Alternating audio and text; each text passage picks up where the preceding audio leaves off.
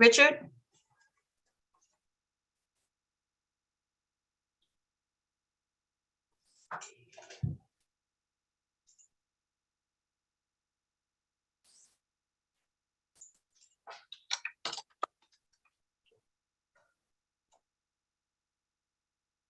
Did you say my name, Pam?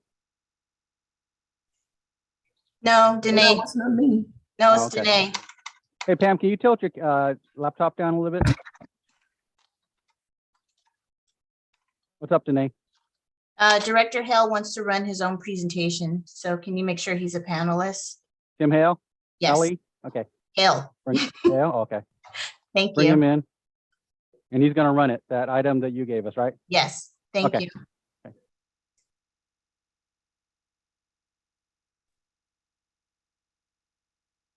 Hello, everyone. Good evening. Can everyone see me and hear me? Yes, we can see you and hear you. Okay, let me just You want to quickly check to make sure your share? I'm confident if you're confident, but I'm happy to try right now if you'd like. Do it real quick. Yeah. Okay, hold on one second.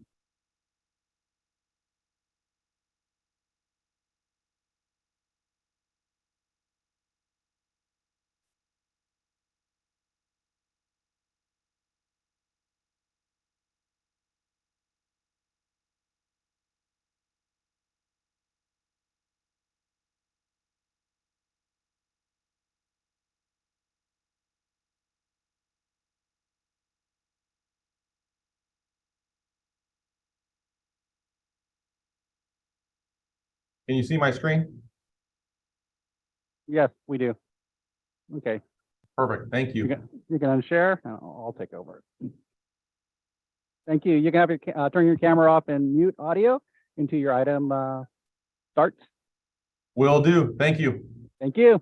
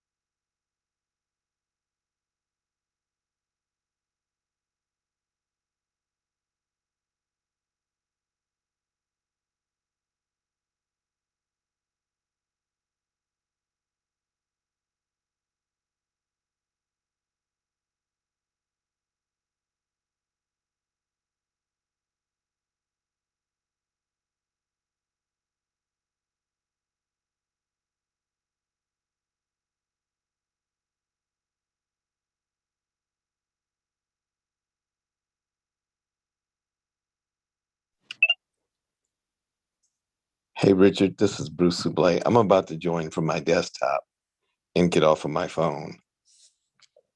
Okay.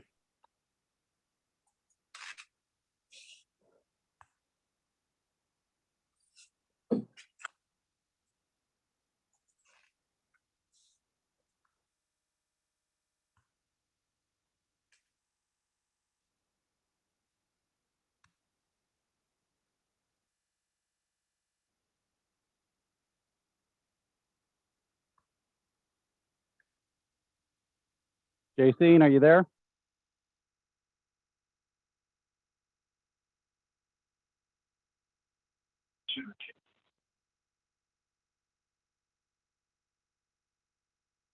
Are you there, JC?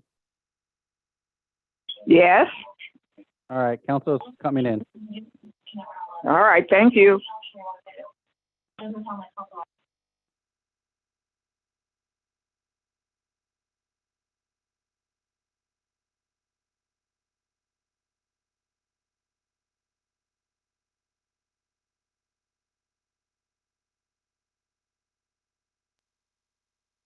Councilmember Martinez, I'm trying to bring you in. Look for the dialog box, please.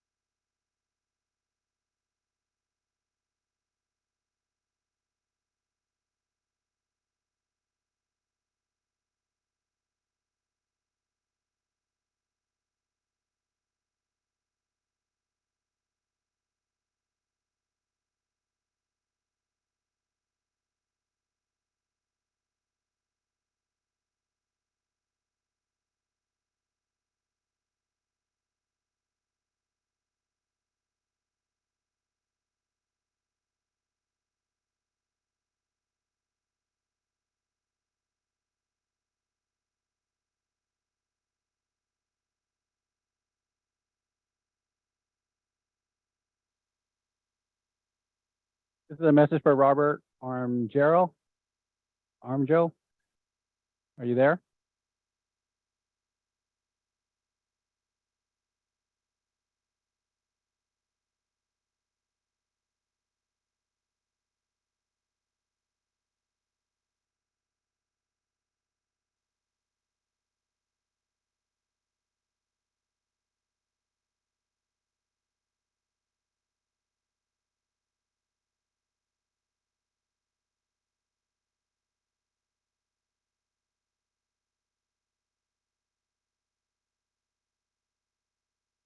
Can you hear me? Yes, I can hear you. Thank you. What item number are you again? I think Shasa intends to introduce me. I don't know if she wants me to say anything or not, but Do you know what item number? probably, let me see.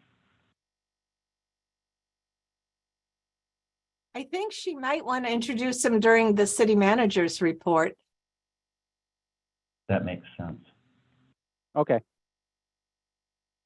I'm trying to find the actual item number for you.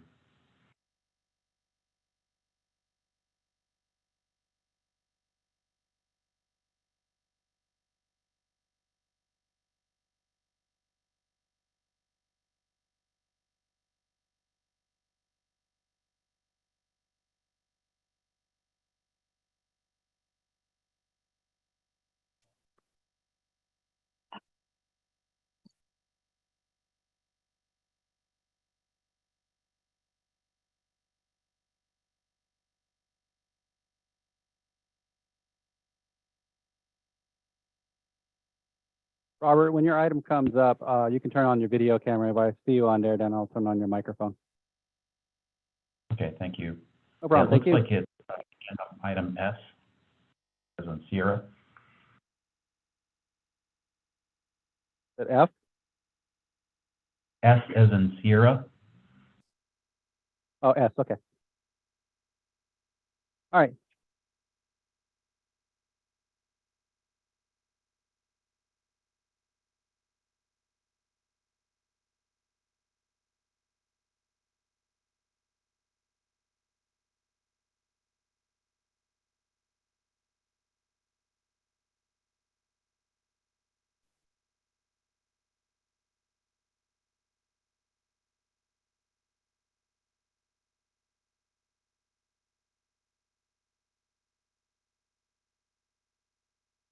Richard, can you let the mayor in, please?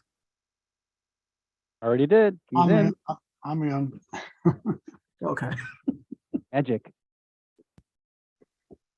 I'm not quite gone. Close.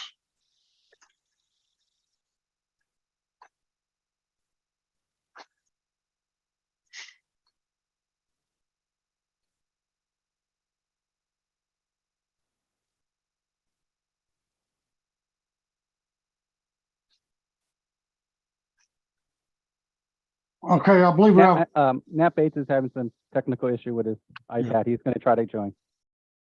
we do have a quorum, Madam Clerk, right? Are you ready to go? Sure. Yes, we do.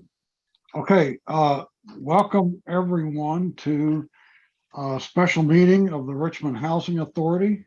Would you call the roll, please? Commissioner Bates. Commissioner Bates is absent. Commissioner Jimenez, Presente. Commissioner Johnson, Here. Vice Chair Martinez,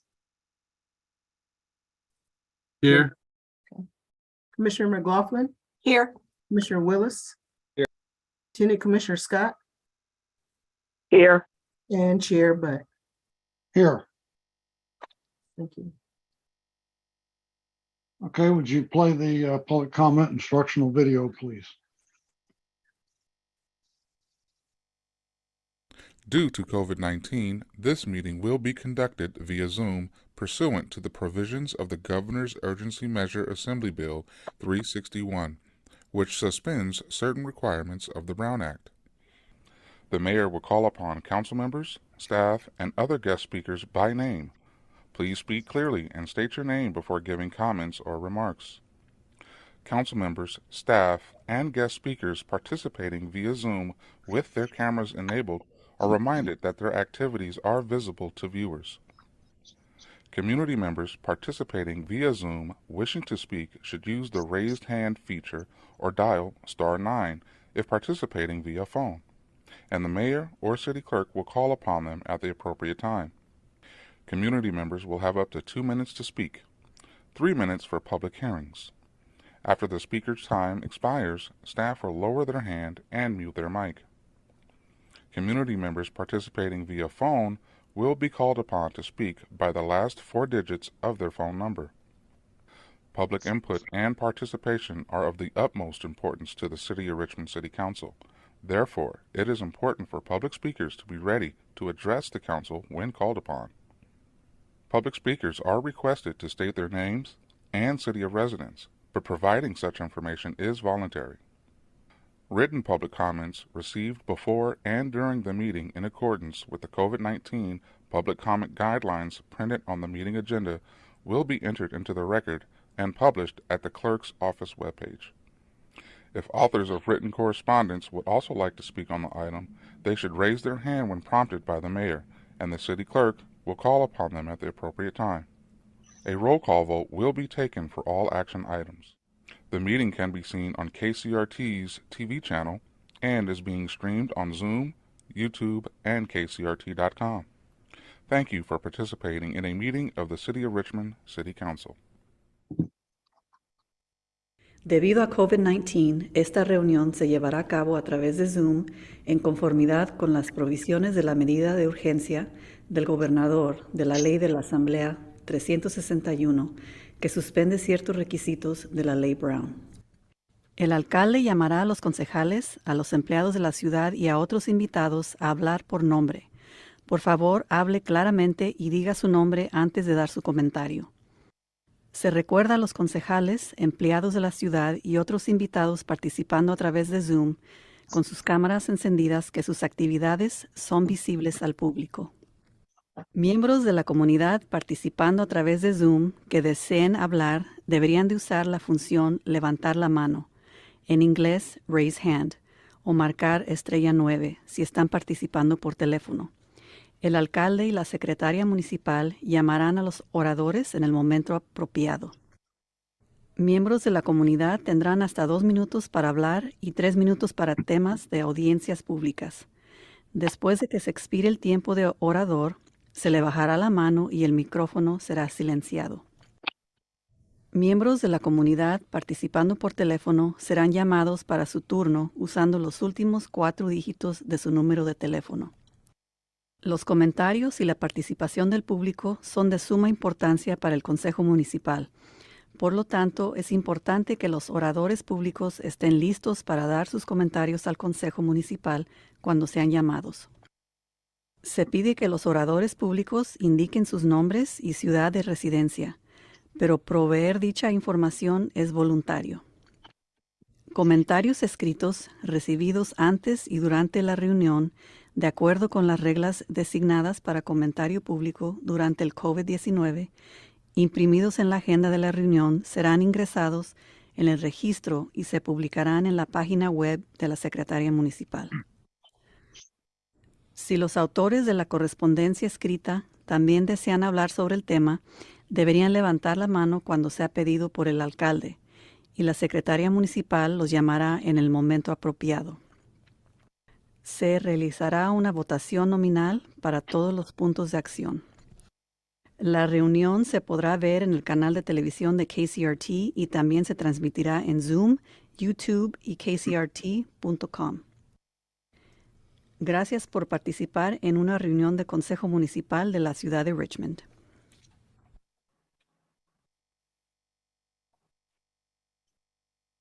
The next item is statement of conflict of interest. Does anybody have one?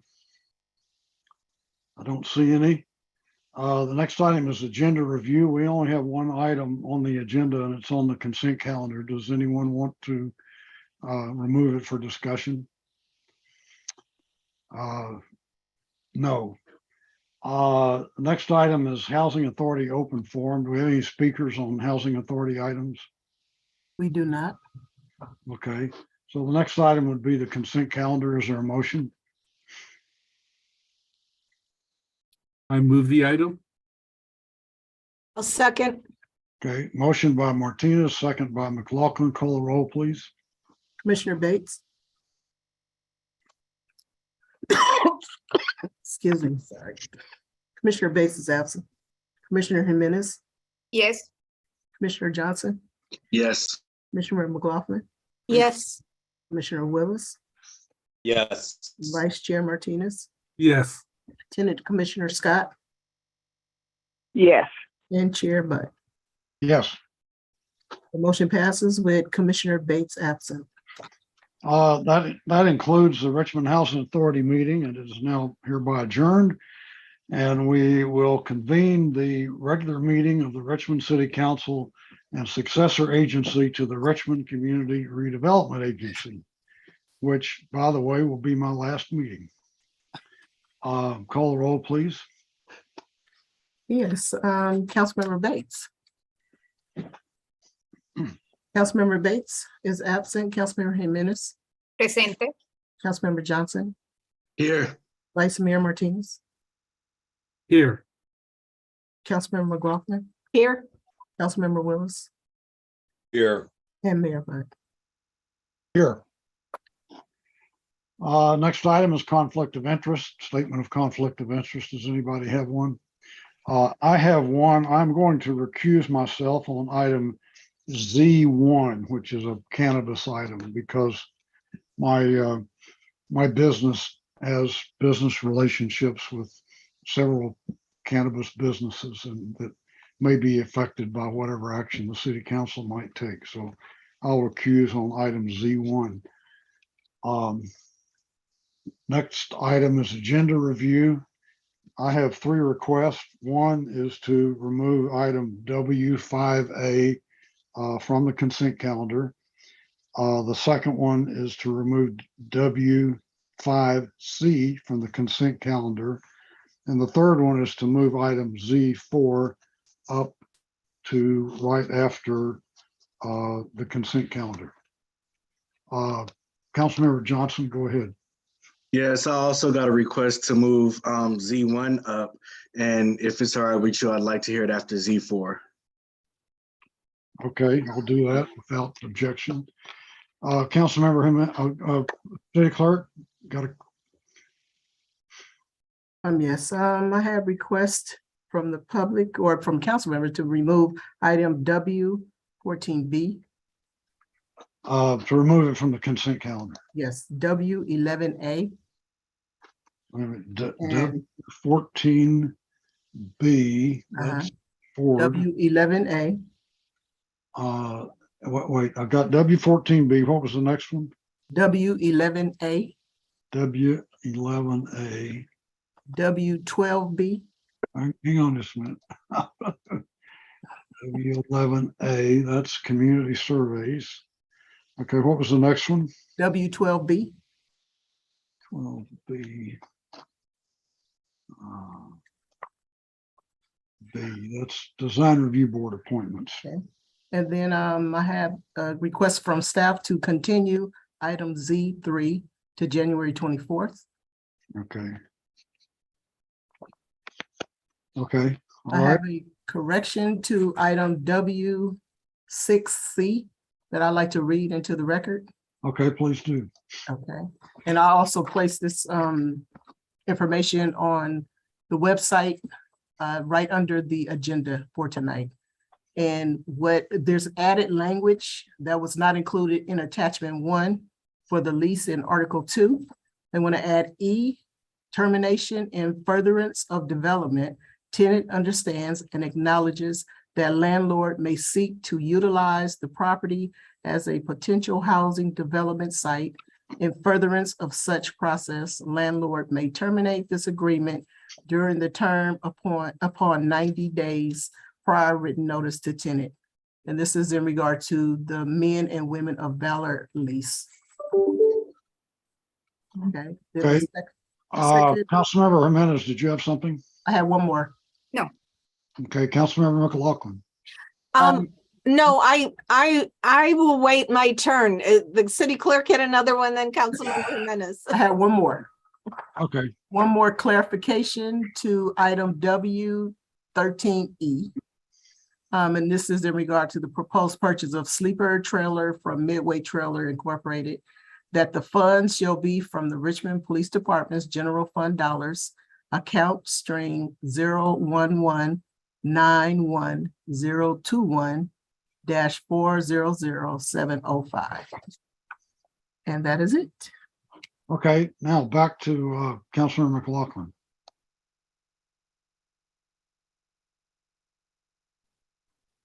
I was just going to say that the public safety, the Reimagining Public Safety Task Force meeting is not going to be presented because they don't meet in January. Plus, they're waiting for the consultant to do some data analysis. So they figure we have a busy meeting tonight, so they were happy to have it removed.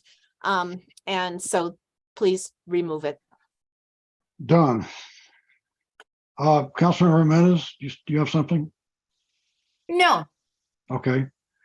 Okay, I think that takes care of our agenda revisions. That brings us to report from the city attorney of final decisions made during closed session. Go ahead. Yes, on the closed session items listed here, the first item was a claim. A police department employee against the city of Richmond. The council approved 601 with dates absent to go forward with negotiating a resolution of the claim. The item C2 was the position of city manager. There was the evaluation of city manager, and there was a discussion of how to conduct that evaluation. There was no reportable action taken. 3 was the PG&E claim. Staff was given direction for further negotiations with PG&E to resolve the claim, but there was no reportable action taken. With regards to the Malati matters, Winehaven, Giddyville, and North Rivers Alliance, again, we gave a status report. There was direction to the city attorney to work out a settlement with regards to a matter, but there was no reportable action taken. With regards to one case, initiation of litigation in one case, the city attorney was given direction to explore legal counsel to utilize in pursuing this claim. There was no reportable action. On the Miraflores real estate item, which is listed in C5, with regards to that item, the matter was deferred to the next meeting. When the council seated, the other item was Terminal 1. A report was given on the status of real estate negotiations for that item. Direction was given for further negotiations of the amended land disposition agreement. There was no reportable action taken. And then with regards to C6, which are the labor negotiations, we discussed the status of all the bargaining units. There was direction given for continued bargaining with respect to several of the units, but not others. And there was no reportable action in terms of any final agreement. So the negotiations are continuing, and that's the closed session report. Thank you. Okay, thank you. The next item is a report from the city manager. Good evening, Mayor Butt and members of the City Council and Richmond community. This evening, I have 3 items I would like to share. First, please join me in welcoming our new Deputy Director of Public Works, Robert Amijo. He is a great new addition to our team. He graduated from Purdue University and has over 27 years of experience in the public and private sector, including most recently with the City of Tracy, Sacramento, and Sacramento County. He has worked on a wide variety of developments and projects throughout his career. Some of the most notable include the City of Tracy's 11th Street Bridge, the City of Sacramento's Southeast Sacramento Transmission, and Sacramento County's Domestic Water Distribution Center, as well as at the Sacramento International Airport. We look forward to thoughtfully engaging his expertise to the scale and benefit of our entire community. So Robert, would you like to say hello to everyone? I see you on the phone there.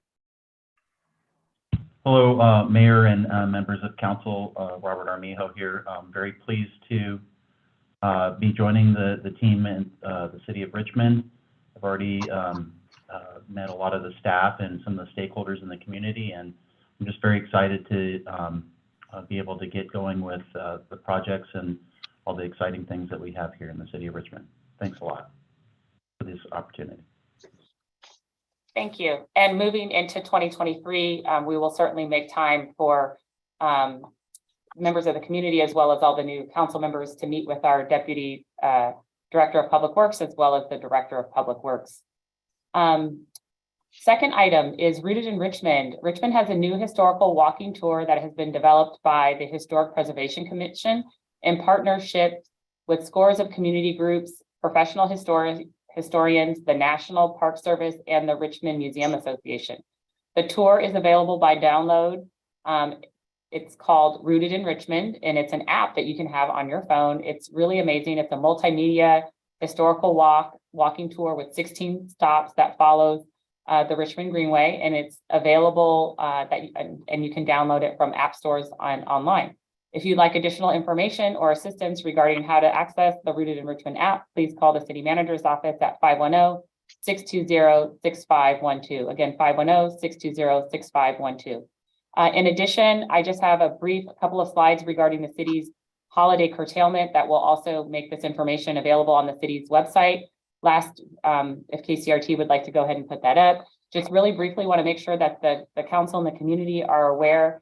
At your meeting on December 6th, there were items regarding the city's holiday curtailment. In the past, we've used the terminology of holiday closure. And this year, since we continue to be, the community continues to suffer from the high transmission of COVID, as well as other flu, influenza, and other things that they're causing significant impact to the community. We thought it was important to continue to provide city services, but in a way that does allow city staff to have slightly reduced members in the office providing service.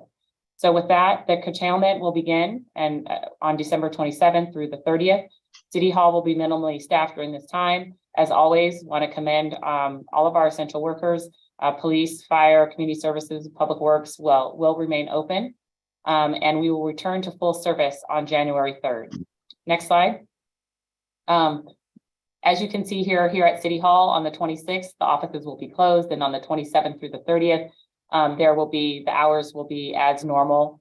So for example, if you need to acquire a business license or pay fees, you would need to do so before 4 o'clock on the second floor of City Hall at the cashier's window for community development and so forth. Next slide.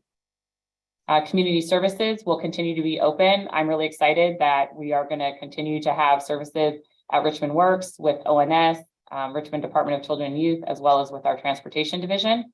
Next slide.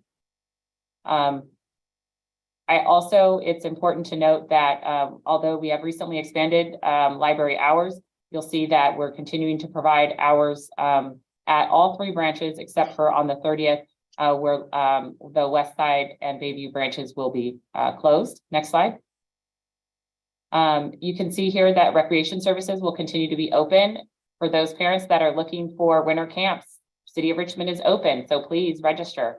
If you have questions, feel free to give a call at 510-620-6512, and the city manager's office staff will get you connected with our recreation team. It's really exciting for parents. I know this time of year is difficult. If you need childcare, the city of Richmond is here to support you. The Richmond Plunge will be open with limited hours, and the senior annex, the senior center, and the swim center will be be closed from the 26th through the 30th. Next slide. As always, as I mentioned, fire and police will be open, and public works will continue to operate with limited crews and will be available through the comm center as usual for emergencies. Thank you. And Shasa, if I can, I wanted to jump in. Hi, I'm Shannon Moore with the City Attorney's Office. I wanted to quickly provide an oral report that's kind of required under Government Code 59953. C13 that's regarding city manager's contract amendment that's on the consent calendar. It's item W1B. And I just want to specify that the amendment does 2 things. It specifies the timing of the deferred compensation contribution, that it's no longer at a set limit, that it follows the IRS deferred contribution limit. And then the second portion of that amendment is that instead of the city providing an annual FSA contribution, the city manager will receive an annual non-PERSable lump sum payment in the same amount. And that's all.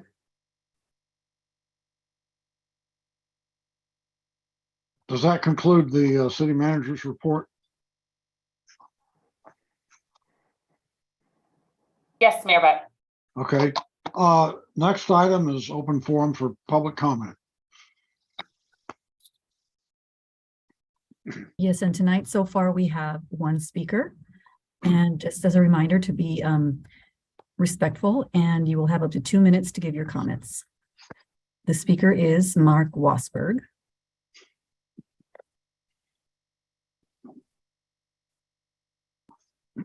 Mark? Now this is for the housing authority, right? No, this is for the city council. Oh, okay. I was reading Tom Butt's form, and he called the RPA a cult. Now, Tom Butt was standing with McLaughlin years ago, saying that for her to be on the city council, was promoting her to be on the city council right in front of the press, when the Richmond PD and the fire department was condemning her as being a psycho and could not be fit to be on the city council. And Tom Butt, he was going all out for her. Then he takes a picture with Bernie Sanders, the communist, and the other communist RPA members. Yeah, but don't you tell the people that, huh? You ran on the RPA ticket with McLaughlin and Bernie Sanders and all these other ones.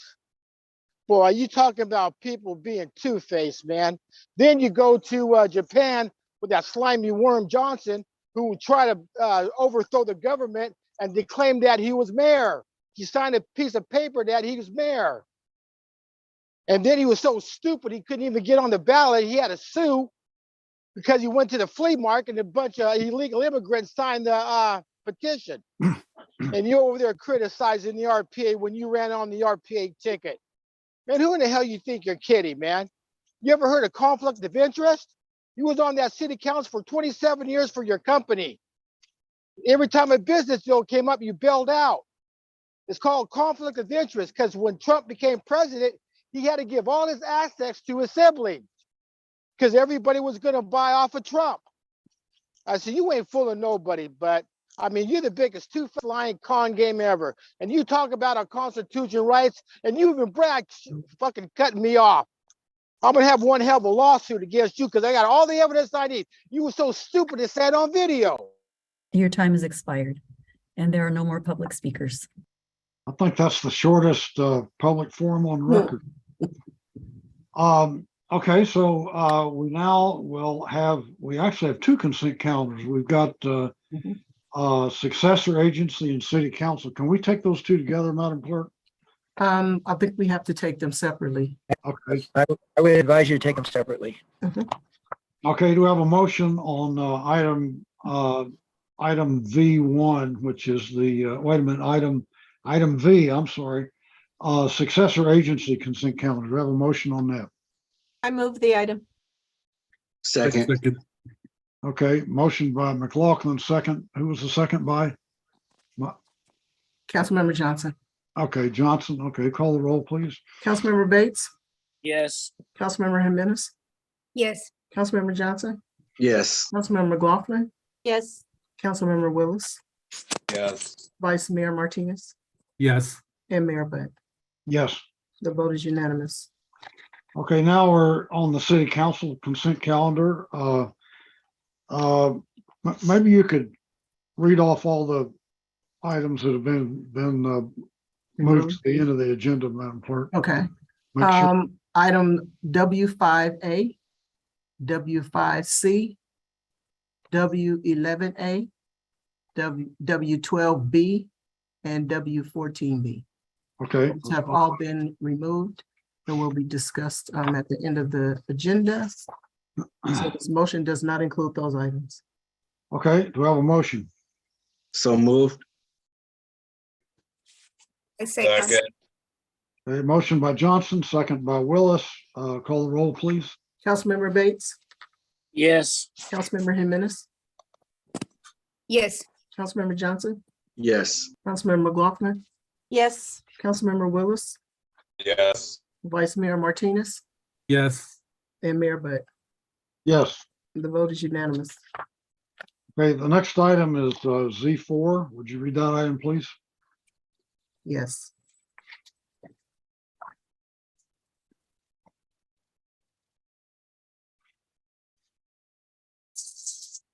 Item Z4 is the Contra Costa Transportation Authority presentation. To receive a presentation from the Contra Costa Transportation Authority, Executive Director Timothy Hayes. Hi, I'm Danae Evans with the Transportation Department, and it is my pleasure to introduce Executive Director of Contra Costa Transportation Authority, Timothy Hill. Thank you, Ms. Evans, and really appreciate the opportunity to address the council this evening. And thank you, Mayor Butt and the council for having me. Really appreciate it. As Ms. Evans mentioned, I'm the new executive director of the Contra Costa Transportation Authority, and it's been quite some time. I've actually had about 2 years of being in this position, but I've been wanting to go around to all of the city councils to address you in terms of what we've been up to at Contra Costa Transportation Authority and what to kind of look forward to relative to some of the projects and programs that we're working on here at Contra Costa Transportation Authority. So I have a short presentation for you, and I'm going to share my screen. Hopefully everyone is able to see my screen. He's seeing some nods. Perfect. So yes, we can see it. Go ahead. Perfect. Thank you. So the overall arching theme for Contra Costa Transportation Authority, or is commonly referred to as CCTA, is really kind of focusing on how we can really connect our communities together with transportation. As we've been kind of looking over the past 20, 25 years, CCTA has been really focused on really large, major capital highway type improvements. And we're looking to how we can really support our local jurisdictions and kind of expand and enhance our role to kind of help and support various projects and better basically coordinate the local transportation with the regional transportation. And that's really what we're talking about in terms of connecting communities. So some of the things that we do, CCTA is formed under a sales tax. It's a 1/2-cent sales tax called Measure J. And that measure started in 2008. It expires in 2034. And it funds both projects and programs. At CCTA, we're only about 20 people, technically 19 today. We're down by 1 person. And through that staff and that work effort, we contract out about 95% of our work. And Measure J generates about $2.6 billion over the life of the measure. These are some of the programs that we offer at CCTA. One of the programs that you should be very familiar is actually the ferry service from Richmond to San Francisco. That is 100% funded by Measure J. And also transit service. So we actually fund WestCat service, we support Link service, we fund BART, as well as we provide a return to source back to our communities for various local improvements such as paving and improvements on streets and roads, as well as pedestrian and bicycle facilities. Some of the projects that we've delivered are really large capital improvement projects. For example, CCTA funded and delivered the 4th bore of the Caldecott Tunnel.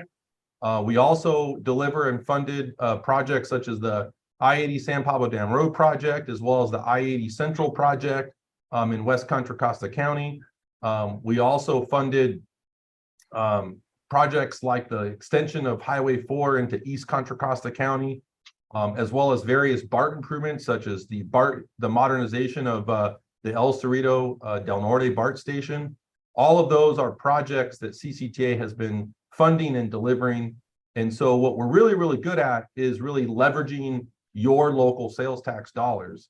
We're able to really match $1 of sales tax that we collect. We're able to match that with $3 of state and federal funds. And so over the last decade, we have essentially delivered about 90% of our capital projects and our commitments in the voter-approved transportation expenditure plan, which has resulted in about $5.6 billion of capital improvement projects in Contra Costa County over the last decade. And so one thing we're realizing is we're at this kind of pivotal point where we're focusing on, we're dealing with the post-pandemic realm that's really kind of changed our lives and landscapes and the way people work forever. We're also dealing with climate change and greenhouse gas goals, both at the region and state level. We're dealing with, transit in recovery mode from the pandemic. And then we're also seeing a lot of different modes or different changes in travel behavior. For example, people are walking and biking more. And so it's really important to make, we're kind of focused on how those travel behavior changes are happening. And so what we did is we conducted a countywide travel behavior study. We tried to go out to the community and really understand how people were traveling before the pandemic, during the pandemic, and after the pandemic. And this slide is just a snapshot of just the multiple data points that we receive. But this is a really good summary of what are people looking for? What do they want to see in terms of transportation? And particularly along the I-80 corridor, which encompasses the city of Richmond, people want to continue to ride BART. They want to continue and expand ferry service. They want expanded transit, as well as more walking and biking facilities. So this just gives us a feel of how we're taking this data. And now what we're doing is we're kind of crafting what we see as some of the future programs and projects that we want to fund with Measure J. And quite frankly, it's fairly limited because we have delivered about 90% of our capital program. But relative to the program dollars, as well as leveraging state and federal funds, we want to see how we can continue to provide what the community is really these communities are looking for. So one way of doing that is CCTA about a year ago adopted what we call Vision Zero, and Vision Zero is essentially a commitment to zero fatalities on our roads. And on the left-hand side of this slide is kind of a picture of what does roadways look like with no Vision Zero. And you can kind of see a lot of blend and in between the walking and biking and vehicles. And on the right-hand side is really what Vision Zero commitment looks like in terms of, really a dedicated spaces for walking and biking. And quite frankly, City of Richmond has really been leading the way in Contra Costa County to providing dedicated space for walking and bikeway. And, your Richmond Greenway project, some of the bike improvements down to the BART station, as well as the ferry terminal. And so I think I think Richmond has really been kind of leading the way, especially your new bike share micromobility program. So this is just an example of what Vision Zero could look like in a community.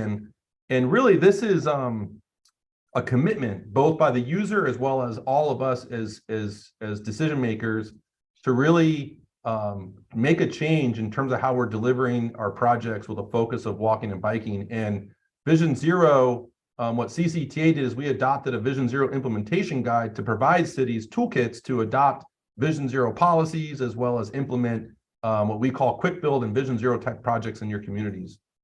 Another thing that we're really focused on is developing an integrated transit plan and really working closely with our transit operators to see how we can better serve and better improve and enhance transit, make it more accessible as well as connected. Also look at how we can provide more dedicated space for transit, such as the picture there on the left, but also look at how we can create more first and last mile connections, getting people to transit without having to use their car. So looking at how we can provide a network of shared mobility hubs and install shared mobility hubs with multiple mobility options such as bike share, car share, transit shuttles, curbside management for Uber and Lyft, but also making sure that we're looking at how we're moving towards our heavy duty vehicle fleets such as transit to zero emissions. And I know AC Transit and Westcat are looking heavily at hydrogen and zero emission buses, and also looking at how we can overcome a lot of the institutional challenges and barriers to really provide this fully connected transit system to really provide the user a seamless experience. One of the other things we're looking at is a countywide connected signal system. I think a lot of us get frustrated when we're sitting at a red light and there's no vehicles and you're just sitting there waiting for the light to turn green. And with all the technology around us, we think that signals can be smarter. And so we're kind of taking upon leveraging some federal funding that we received through the new infrastructure bill that was passed a year ago. We're leveraging about $25 million to implement a countywide kind of connected signal system. And so that will help really have better detection of vehicles, bicyclists and pedestrians, but also be able to prioritize vehicles such as transit, emergency vehicles, as well as also provide smart infrastructure to prepare for the advent of really smart vehicles, smart cars, such as connected and autonomous vehicles. And ultimately through data and through connectivity, we can help control and smooth the traffic flow on our major routes and major corridors through a smarter signal system. And that project will kind of kick off actually in 2023. The other thing that we did is we developed one of the first electric vehicle readiness blueprints in the state of California back in 2018. And that was a roadmap for our local jurisdictions as well as the county of where to install electric vehicle chargers, where to provide e-bikes and bike share programs to help really adopt and move into electric vehicles. And something that's really concerning to us is making sure we address this in an equitable way. For example, people may not have access to electric vehicle charging at their home.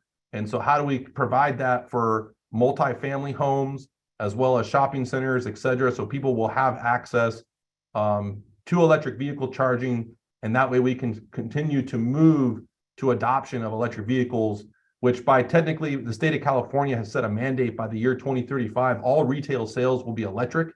And so we're trying to really help with the infrastructure to move the needle on that adoption. And that's all being done through an initiative called Charge Up Contra Costa. And we received a grant from the California Energy Commission that actually City of Richmond is right smack in the middle of. We're installing electric vehicle chargers at multifamily homes as well as businesses and commercial areas. We're also working with Richmond Build in terms of workforce development and helping to build the workforce of the future, because you have to be what's called electric vehicle installation training program certified to install electric vehicle charging stations. And Richmond is right in the middle of that with Richmond Build and a really key partner in that grant for the implementation of the electric vehicle readiness blueprint. Something that's also been a priority for CCTA is accessible transportation. So this is really paratransit service. This is door-to-door service to get people to their destinations, as well as to medical appointments and hospitals.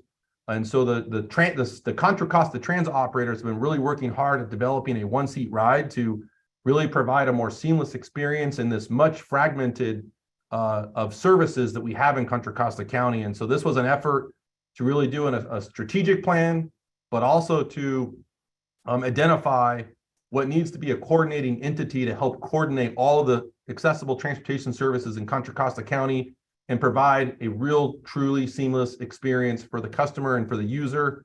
And that's been being done and being implemented right now by CCTA. In fact, we're going to be talking about this at our authority board meeting tomorrow night to adopt and approve a framework for establishing this coordinating entity. And I can't go, I'd be remiss to not mention our countywide transportation plan. We have to update this every 4 to 5 years. And this countywide transportation plan is super critical. For example, we've been doing these every 4 to 5 years since 1997. And this one is a little different. This is really a reset in terms of what are the types of projects and programs we need to support the transportation of the future for our communities. And this is going to have extensive public outreach in 2023. This is your opportunity, and I'm really talking to the council and to the public of the city of Richmond to really weigh in with Contra Costa Transportation Authority and tell us exactly, what types of projects and projects or programs that you are really looking for, and we can decide what that'll look like in the future and develop basically a 30-year plan of the future and develop a roadmap that could potentially lead to a discussion with the authority about how to fund that plan in the future, whether that be a future measure or diversifying our revenue here at CCTA, maybe leveraging private equity and public-private partnerships. But this is really critical to get engaged in this process to really set the tone of the agency over the next, like I said, 30 years. And I also want to talk about the ferry service. On the right-hand side of this graphic, this is actually ridership of ferry service in Bay Area. And that blue line is actually the Richmond ferry service. And the Richmond ferry service has come back the strongest out of all the ferry services in the Bay Area, particularly on weekend ridership. The commuter ridership during the week is climbing slowly, but particularly if you look at the average between weekend and weekday, it is by far the strongest of recovery in all of the services of ferry service in the Bay Area.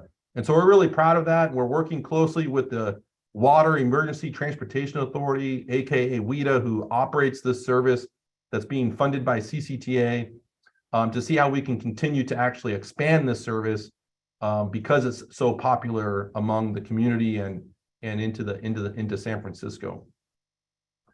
I got 3 more slides and I'll be done, but something that CCTA is really unique of is our innovation program. We're known to be very, very innovative. And on the right-hand side is a shared autonomous vehicle that we've been testing since 2017.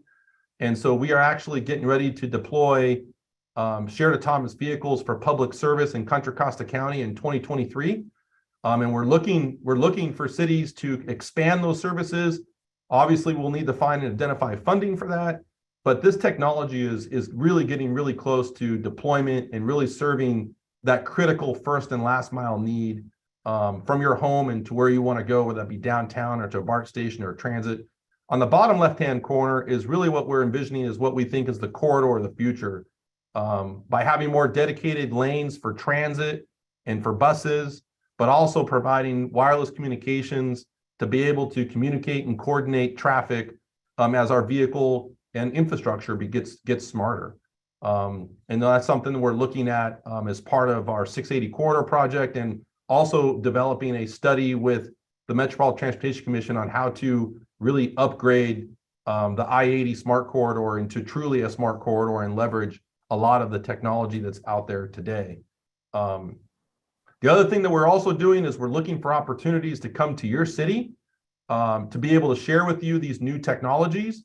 This is actually an event that we did in Pleasant Hill just recently, and we brought out the shared autonomous vehicle. We educated the public about what this means to them and how it can help them. It was really interesting to watch parents actually introduce this new technology to the next generation, their kids, and it was really, really special to see that, because this is the future of transportation, and it's time that we have to introduce it to the public as well as to the next generation.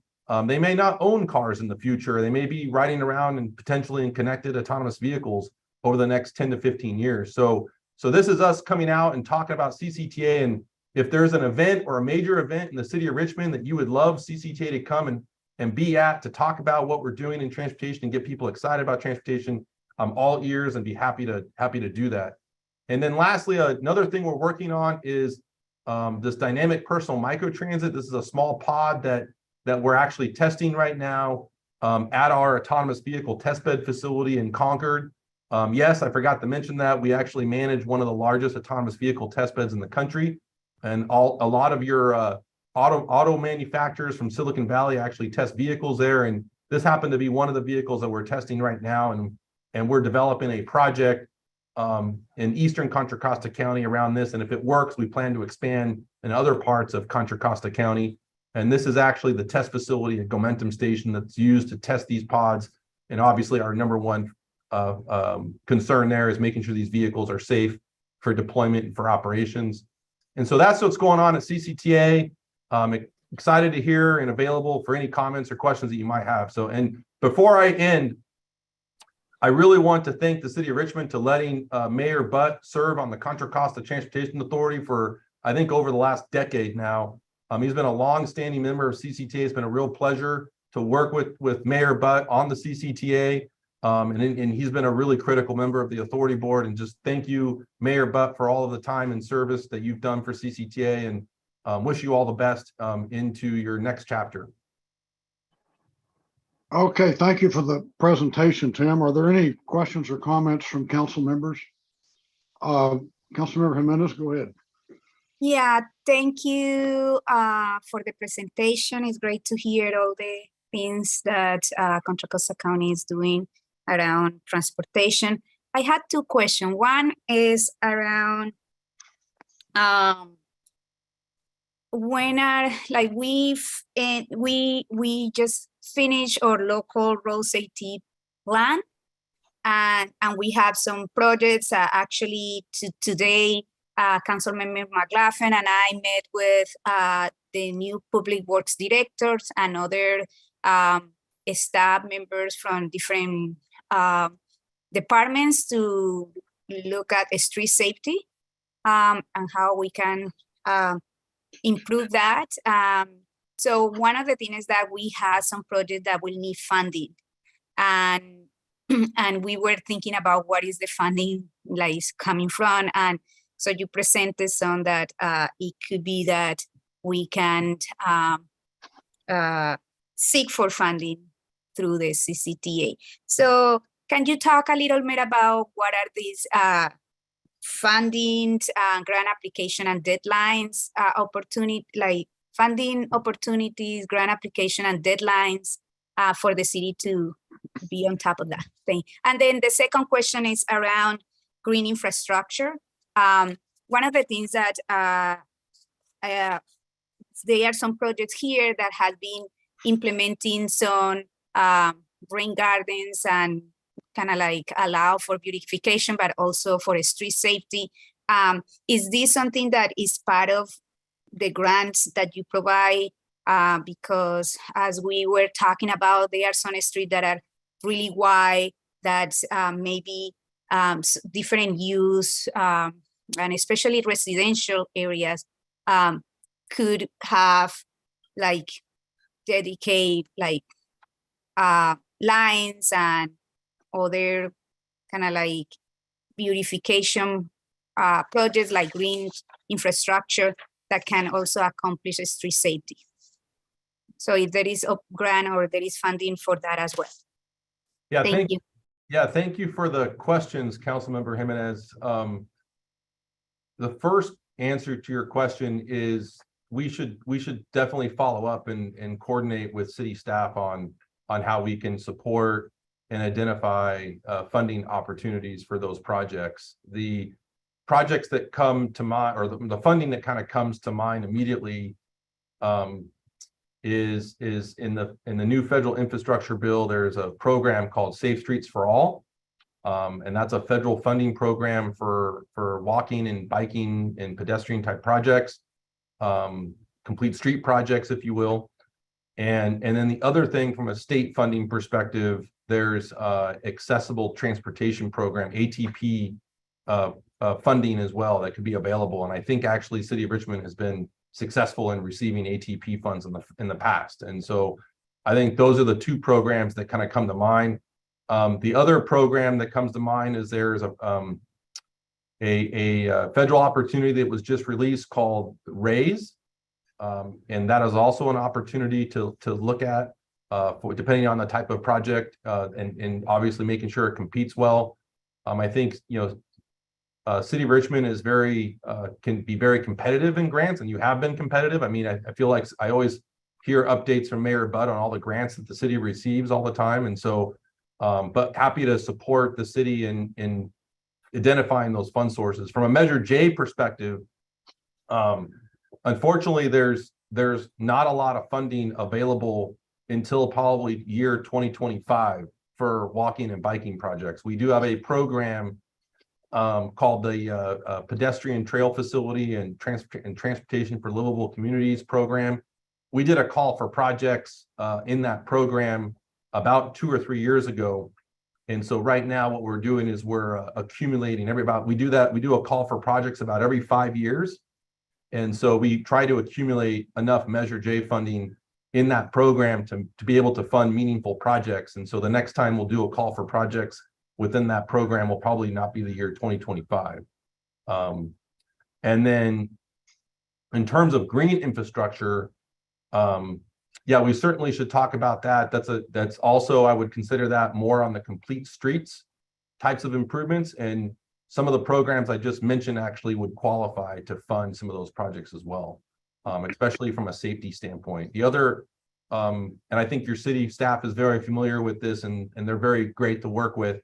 There's another program called Highway HSIP funding, which also could provide safety improvement projects for local street projects as well. So I think there's multiple opportunities, and happy to work with your staff to support you in that regard. Any other questions or comments from council members? One thing, well, I've got a couple of things. One of them is I want to recognize the privilege I've had of working with Tim for the last couple of years on CCTA, and before that, his predecessor, Randy Iwasaki. CCTA is a great organization, has a phenomenal staff, has phenomenal leadership, and the board members that I have served with on CCTA are really collegial and really good to work with. So for me, it's been both a pleasure and a privilege. I might mention that I did not technically represent the city of Richmond on CCTA. I was chosen by my peers at WICTAC to represent WICTAC on CCTA. And in the new year, this city council will have the opportunity to choose 3 representatives for WICTAC. And those 3 representatives will have 3 votes, and they will have an opportunity to select a replacement for me at CCTA. So I hope you're successful in doing that and successful in getting another Richmond City Council member on the board at CCTA. So at this point, I'm going to go to public speakers. Do we have any? We do not have any public speakers for this item. Okay, well, thank you again for the presentation, Tim, and I look forward to the city ending up with another city council member on the CCTA board. So with that, I think our next item is Z1. Is that right, Madam Clerk? Yes. And I'm going to recuse myself on this. So what I'm going to do is I'm going to turn off my video and turn off my mic, and I will join back, and the vice mayor can take over this meeting, and I'll join back up when this item's over. Okay. I'll read the item into record. Please. Okay. Okay, we're ready. Item Z1 is to provide direction to city staff on whether amendments to the cannabis ordinance should be prepared, increasing the number of cannabis retailer license. All right. Is there a presentation? Yes. Mr. Mayor, you can hear me? Yes. Yes. James is working on this item, but he's not available for this meeting. We've been working with a former licensee on our cannabis ordinance. Right now, there are a limited number of licenses which are available. Mr. Valdez had a license at one point in time. As the staff report repeats, at a point in time, he could not find a location at the criteria of the ordinance, and he lost his license.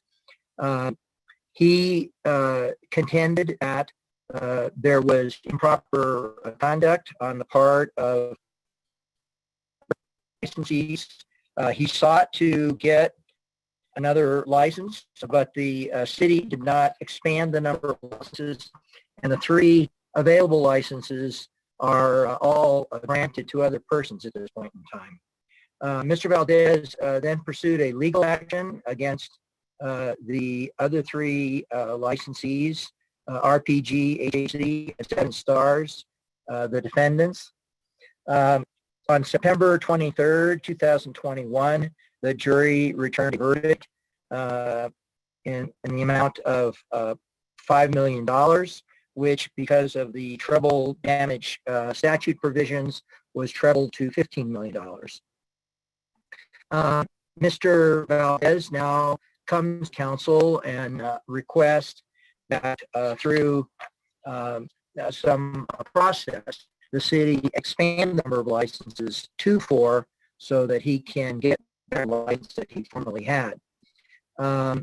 There's a number of quite of other information in the staff report. The city has looked at some other methods of having storefront operations and so forth to allow other cannabis operators. The city could for this as a part of that sort of an action. You could direct us that we make findings concerning the situation in which this operator lost his license, and create basically an exception or a 4th license that he could qualify for, or you could no action whatsoever. So I think the operator makes some arguments in terms of equity, that he was unfairly treated in this overall process, and therefore he thinks under equity he should get a new license. He also asserts that his operation is more efficient and the city would be likely to get more revenue out of this operation.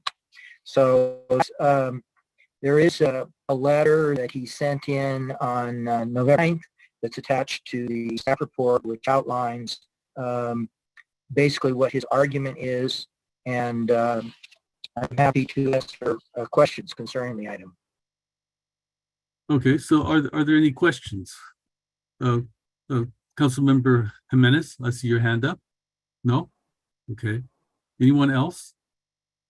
Councilmember Demlis Johnson. Yes, thank you so much, Vice Mayor Martinez. Yes, I had the opportunity to also to speak with the Cannabis Subcommittee members of the Economic Development Commission in regards to this item, because as the city attorney mentioned, this, is an opportunity for us to discuss increasing the number of dispensaries here in the city of Richmond. And as was illustrated in the reparations, equity, and inclusion package this council voted on, we did discuss increasing the number of dispensaries as well as delivery systems to accommodate, as this applicant has put it, the equity issues that have been plagued in previous processes. So, I know that there are some some cannabis subcommittee members on the line waiting to speak. So before making a motion, I'll hold off until further comment. Okay, I recognize Councilmember McLaughlin.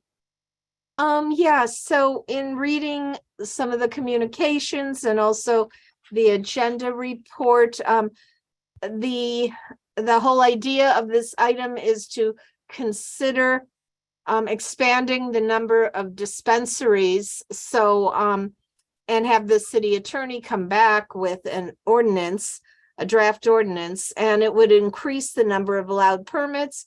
And potentially, if we decide to include this, it would allow that previous entities could have their retail permit reinstalled if it has been if it expired.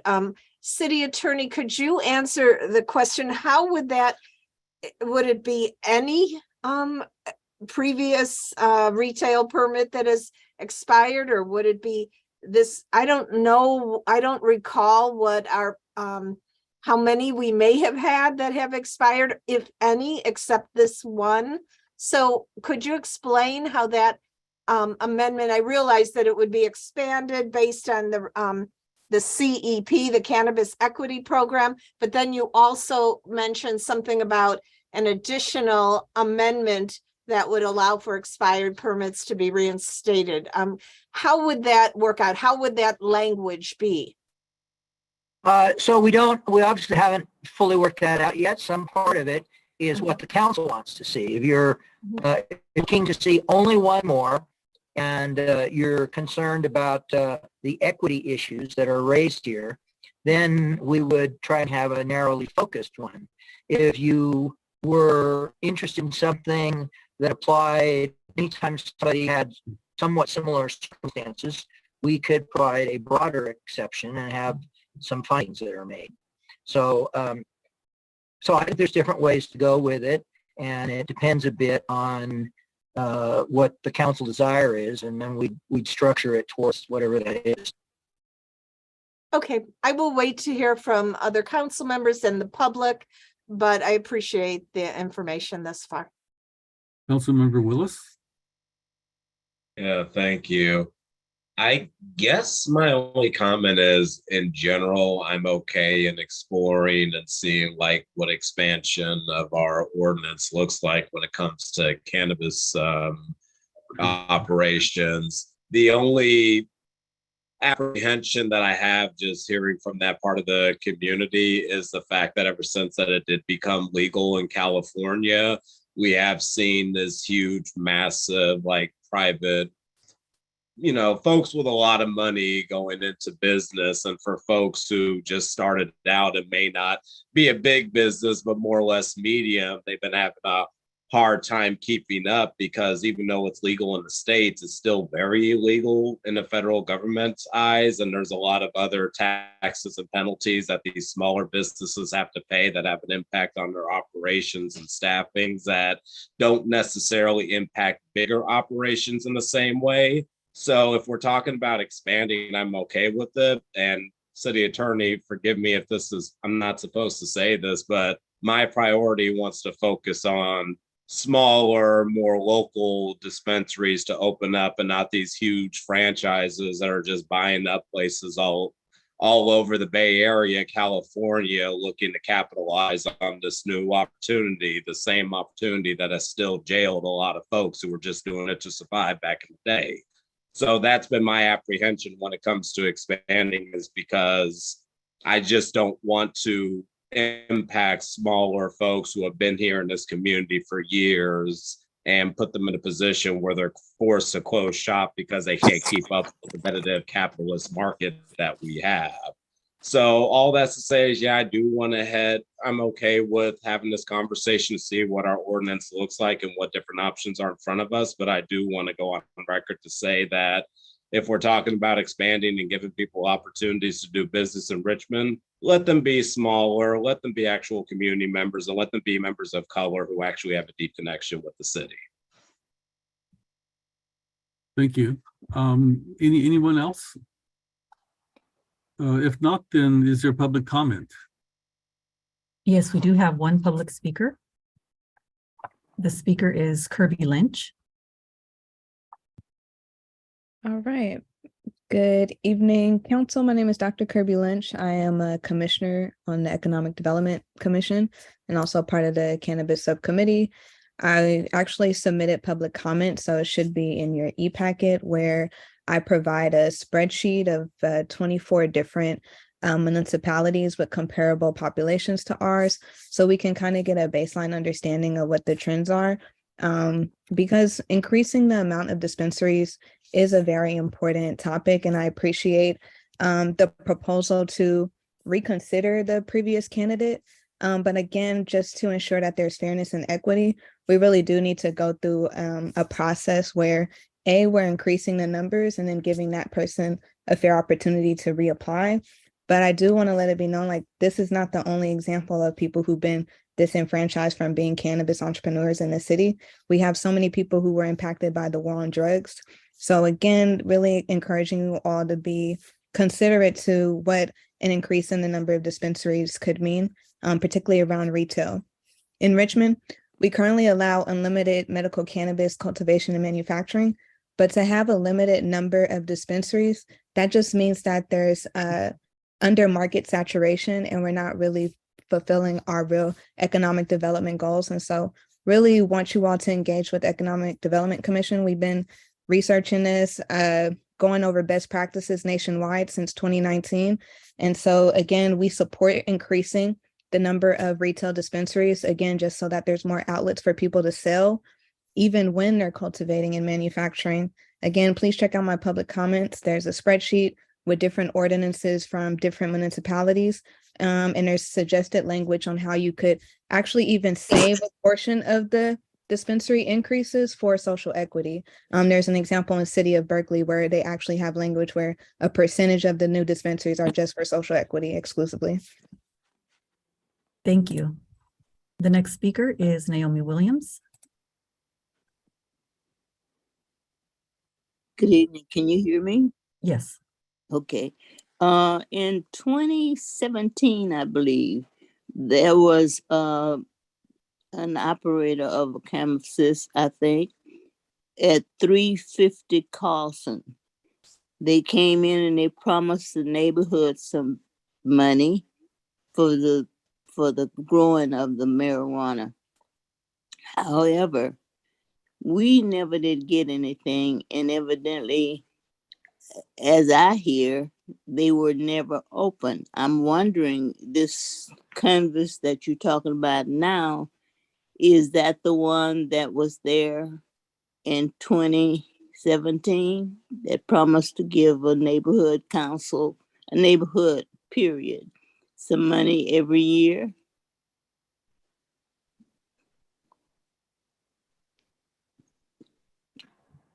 I'm wondering whether could that be an answer? We can't Council, I don't know the answer to that question. Lena might know the location. Okay. Yes, Vice Mayor Martinez, I'm available to answer if you would like that. Yes, please. So Ms. Williams, 350 Carlson has approved use permits for cultivation facilities. I believe the subject of this evening's discussion is really about retailers. If the council was to expand the number of licenses or at least direct staff to expand that, we would be looking at additional opportunity sites and zones where that could be allowed. So potentially this could be a site if it's deemed appropriate based on zoning and council adopts. But the specific sites that are already approved are cultivators, and they are still in progress of getting their building permits. Okay, offline, I need to talk to you. Thank you. Thank you. And that was our last public speaker. All right. You know, there's a lot of moving parts in this. One of them is regulations of distances that dispensaries have to be from schools, from other institutions. And then there's also the neighborhood pushback of people not wanting dispensaries close to their house. These are all considerations that we have to make. And, you know, just philosophically or psychologically, I have the question, when will we move from dispensaries to having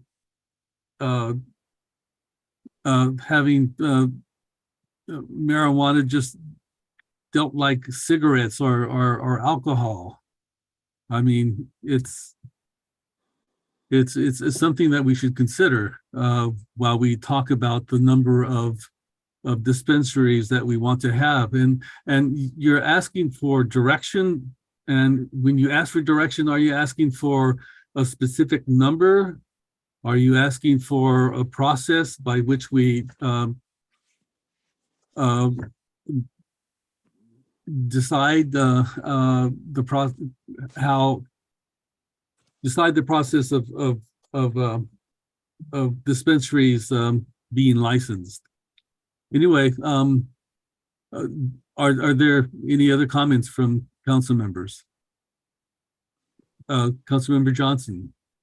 I wanted to give the city attorney an opportunity to respond. I know earlier in his statement, in his response to Councilmember McLaughlin, he stated that, you know, we could give direction in regards to an ordinance just for the particular applicant, or we can give a suggestion for an ordinance for individuals who have gone through a similar circumstances as he.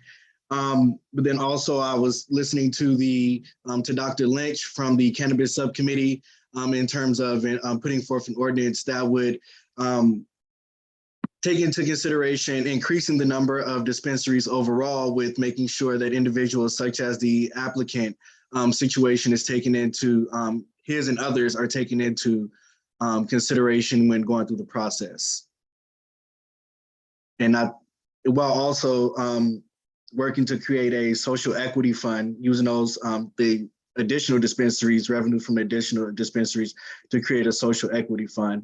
And you know, I hear, and they are working really hard. I'm not sure if folks had the opportunity to go through some of the documents Dr. Lake sent, but some of the, you know, out of the 24 cities that, you know, that were listed, the average then comes out to 5.7. I know one of the cities had one dispensary for every 10,000 persons, totaling in 11. And I don't think we're trying to go that route. So, but you know, just to, you know, get to your question more about a number, I'm thinking somewhere between that 5.7 in that 11 is somewhere a sweet spot that we can find to increase to that number, not increase by 6, but increase to 6 or increase to 7. Which I also wanted to open it up for discussion from my colleagues as well, to see how folks, what's folks' appetite. Councilmember McLaughlin. Yeah, so I guess 6 was the number I had in my head as well. We had that going at one time, and then with a lot of pushback, we narrowed it to 3. But I guess I'm still confused. So this cannabis equity program, is that to reach out and try and bring in retailers, cannabis retailers that are of color? Is that the equity element in it? of color or women or LGBTQ, or is that the equity element that this CEP refers to? I know it's a state grant that both Lena Velasco and Lizette Zepeda has been coordinating with the cannabis subcommittee on. So I'll kick it over to those two to complete that. If you would. Yes, hi. I'm Lizette Zepeda with the City Manager's Economic Development Department. So as was stated, EDC subcommittee has been working really hard. There was a phase 1 money on creating manual through, the funding was through the state's GoBiz department. And now we're in phase 2. And the phase 2 funding that the city received was over $1 million. And that is to, the city has put out an RFP, and it's to provide the creation of the program.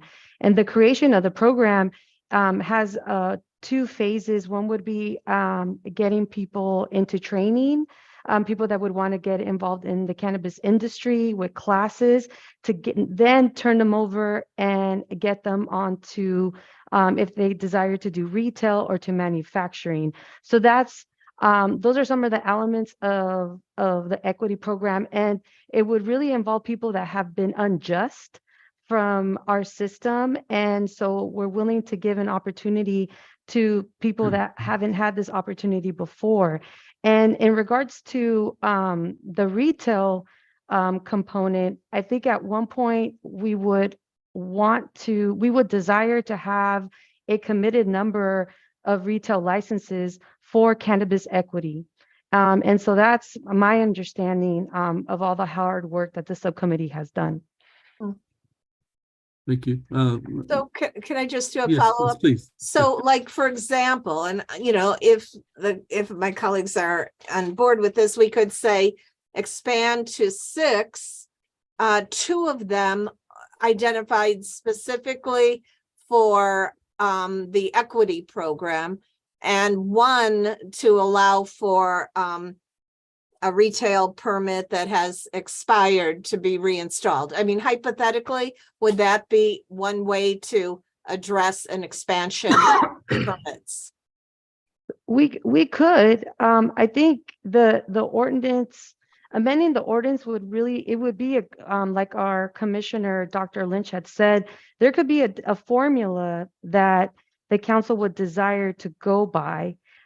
If 10 or 11 is not the desired formula, because that's per population, then there could be another way to really have the ability to come up with a number. That's kind of what it is. But I think ultimately it would affect the cannabis equity program, because right now we don't have a number, but if the city does put amend the number, then we would really want to carve out those licenses. So potentially we could say we agree that they should be expanded. We want city staff to work on a formula for what that number will be, and come back to the council with that, with the inclusion of allowing for an expired license to go through the process. Correct. Okay. I see Lena nodding. You could provide for a formula, or you could just divide them up the way you were suggesting. You could do either. Okay. All right. Thank you. So, just how many dispensaries lost their license? So I recall, Vice Mayor Martinez, that we at one time had 5 licenses that were approved. That number currently is 3. So I don't know exactly how many of them lost it due to tenancy or not being able to find a location, or get opened up prior to the expiration, as that was mostly handled by the Richmond Police Department at the time that permitting was under more restricted regulations than it is today. So at this point, there's 2 that you know of. Potentially, yes. Potentially. Okay. Thank you. Councilmember Jimenez? Yeah, I think I would like that if we are looking at the cannabis equity program, that the rest of what permitting is going to the equity program. I think we should be thinking that a lot of the folks who has been impacted by incarceration, many of them has been because they were using or having weed, and now is legal, and there are still people who are in jail or prison because of that, and the majority of people are Black folks. So if we really want to be bold here and really committed to the equity program, it should be that all the new ones be part of that. Not just one or two, just kind of like say, oh, a little taste here and we are doing the equity, but it's a commitment of the city to really implement this equity program to make sure that people impacted are the ones getting the benefits. Because right now, as it is, most of the benefits are going to more privileged people, more wider communities, while the Black and brown communities is still impacted by the criminalization of use cannabis. So I think if we want to start doing reparations and truly doing it, all the new permits should be included in the equity program, should be for that. Just wanted to say that. Thank you. So if that was a motion, what number would you put with that? I think, I don't know the number. I think like I would like to get the city staff to go back and get a formula and say that this is what potentially from this range, and that we commit that all of them are part of the equity program. Councilmember Johnson, were you? I think I have, based off the comments from my colleagues and the public, I think I may have a motion that we can move, that may be able to address some of what we would like to see. And that motion is for the staff to go back and work with the Economic Development Cannabis Subcommittee to determine the number of increases we should have in dispensaries as well as deliveries, because I see here in the staff report, it says retailers, and retailers include both dispensaries and deliveries. And from there, create a formula that determines how many would be in the cannabis equity program, how many would go to previous people who had licenses, and in the development of a social equity fund as well. Okay, so. Second that. And a question, when the report comes back, it will come back as a series of options, correct? I'm not opposed to options. I'll be on the other side of this comment, and so I hope there will be some options. Okay. Good to hear. All right, so we have a first and second. Can we take a roll call? Who was the second? Councilmember Melvin. Willis. Melvin. Okay. Councilmember Bates. Yes. Councilmember Jimenez. Yes. Councilmember Johnson. Yes. Councilmember McLaughlin. Yes. Councilmember Willis. Yes. Vice Mayor Martinez. Yes. And Mayor Butt is absent. The motion passes with Mayor Butt absent. All right, now the mayor can return. So if someone, oh, there he is. So the next item is item X1, proposed corrective action to state auditor recommendations. Would you read the rest of that, please, Madam Clerk? Yes, item X1 is to receive a report regarding the city's proposed correction action plan to state audit number 2021-806. Good evening, Mayor Butt and members of the City Council. This evening, I've asked Nikki to go ahead and lead the presentation with Mubin. We just wanted to make sure that in advance of our submission to the state auditors, We plan, our deadline for submitting our first corrective action plan is on January 9th. And since the new council is seated on January 10th, we are anticipating that we're going to submit our corrective action plan to the state auditor this week in advance of the holiday. So that way people can, a lot of staff will have an opportunity to take some time off. And so with that, we're going to go run through the 11 actions that are required in the report, who will be responsible for leading them. And this is at a very high level. And then we'll return to you again with a report after we receive feedback from the state auditor and in time for our May submission for the next 6-month report. And again, our goal is to get off of the 10, I want to call us the 10 most wanted financial cities, but they just call us, we're in the top 10. So our goal is to get off of that list and to continue to move forward in a positive direction. I do want to note that unfortunately, I think in many instances, the report doesn't acknowledge the great work that the city has done in terms of our swap refinance, in terms of increasing our reserve levels, in terms of being really thoughtful about hiring and filling positions.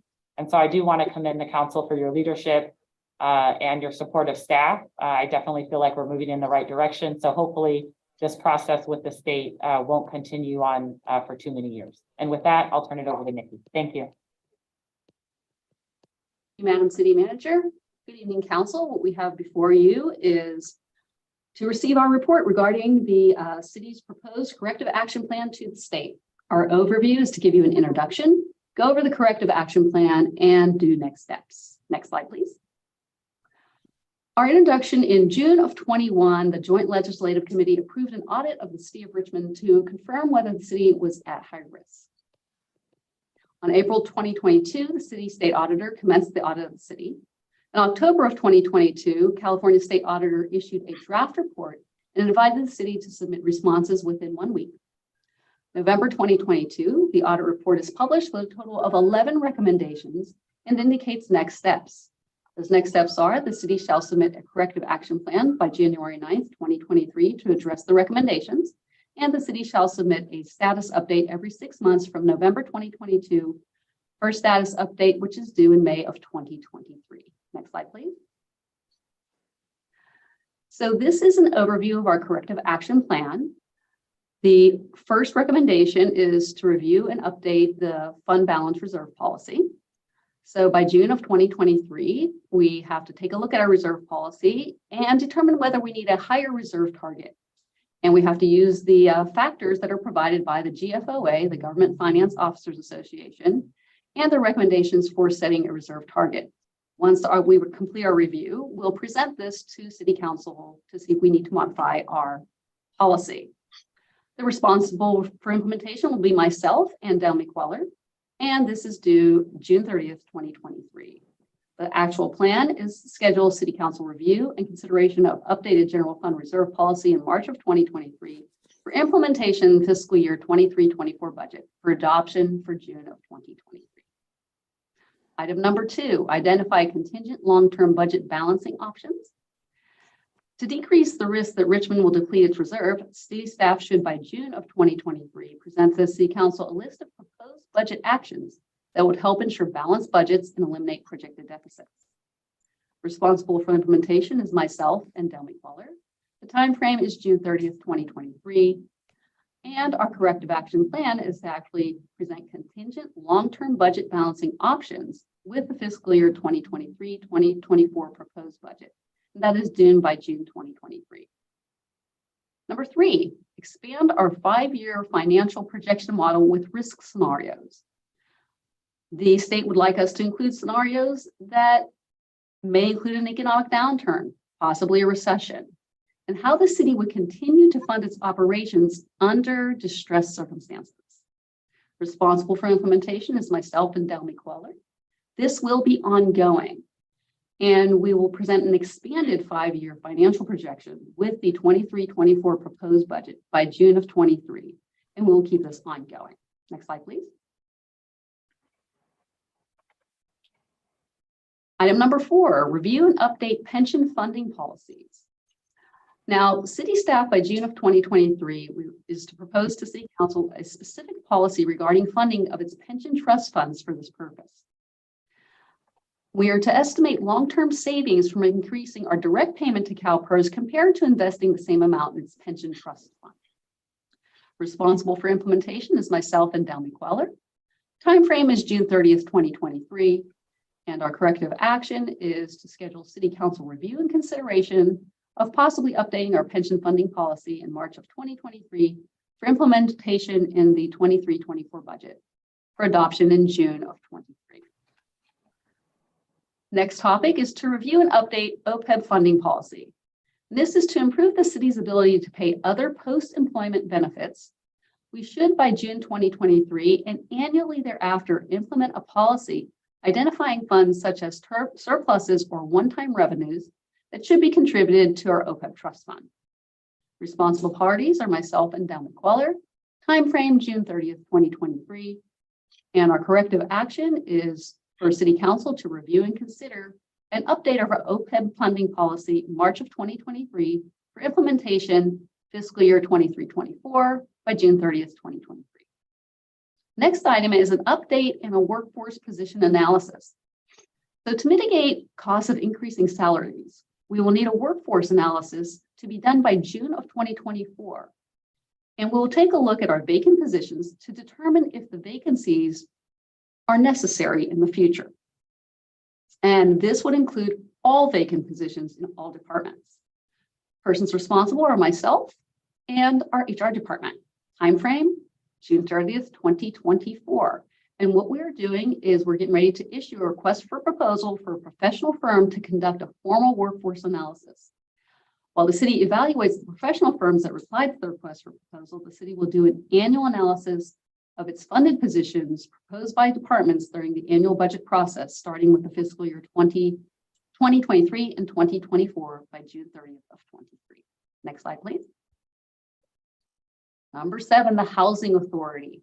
These two involve our housing authority that is currently in place. And the first one, number 7, is to complete a housing authority recovery agreement action. And this is to ensure compliance with federal requirements. We should dedicate resources necessary to provide records needed for an independent auditor to complete all outstanding single audits. And that's for the housing authority, and they would like that within the next fiscal year. Persons responsible is Ms. Nanette Beecham, Executive Director of Richmond Housing Authority, myself, and Dalmy Queller. Our time frame is January 1st, 2024, and our corrective action is to identify and assign resources to complete Housing Authority single audit backlog by June 30th, 2023, identify and assign resources to complete Housing Authority recovery agreement actions by January of 2024. Number 8, Executive Housing Authority City Administration Agreement. And it is to define Richmond's responsibility related to the Housing Authority. Richmond should immediately enter into a written agreement with the Housing Authority defining each entity's financial responsibilities and draft plans to resolve past tax liabilities and prevent unnecessary new liabilities.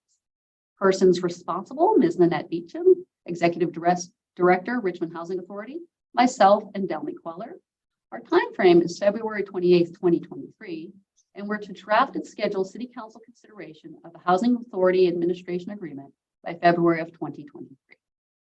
Now for general operations.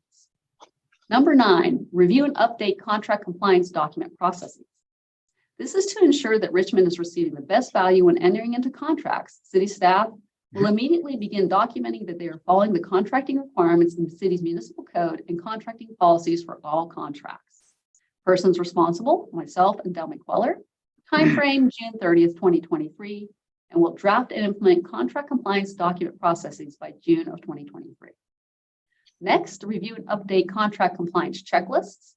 This is to reduce any potential errors and omissions by city staff members when contracting for goods and services.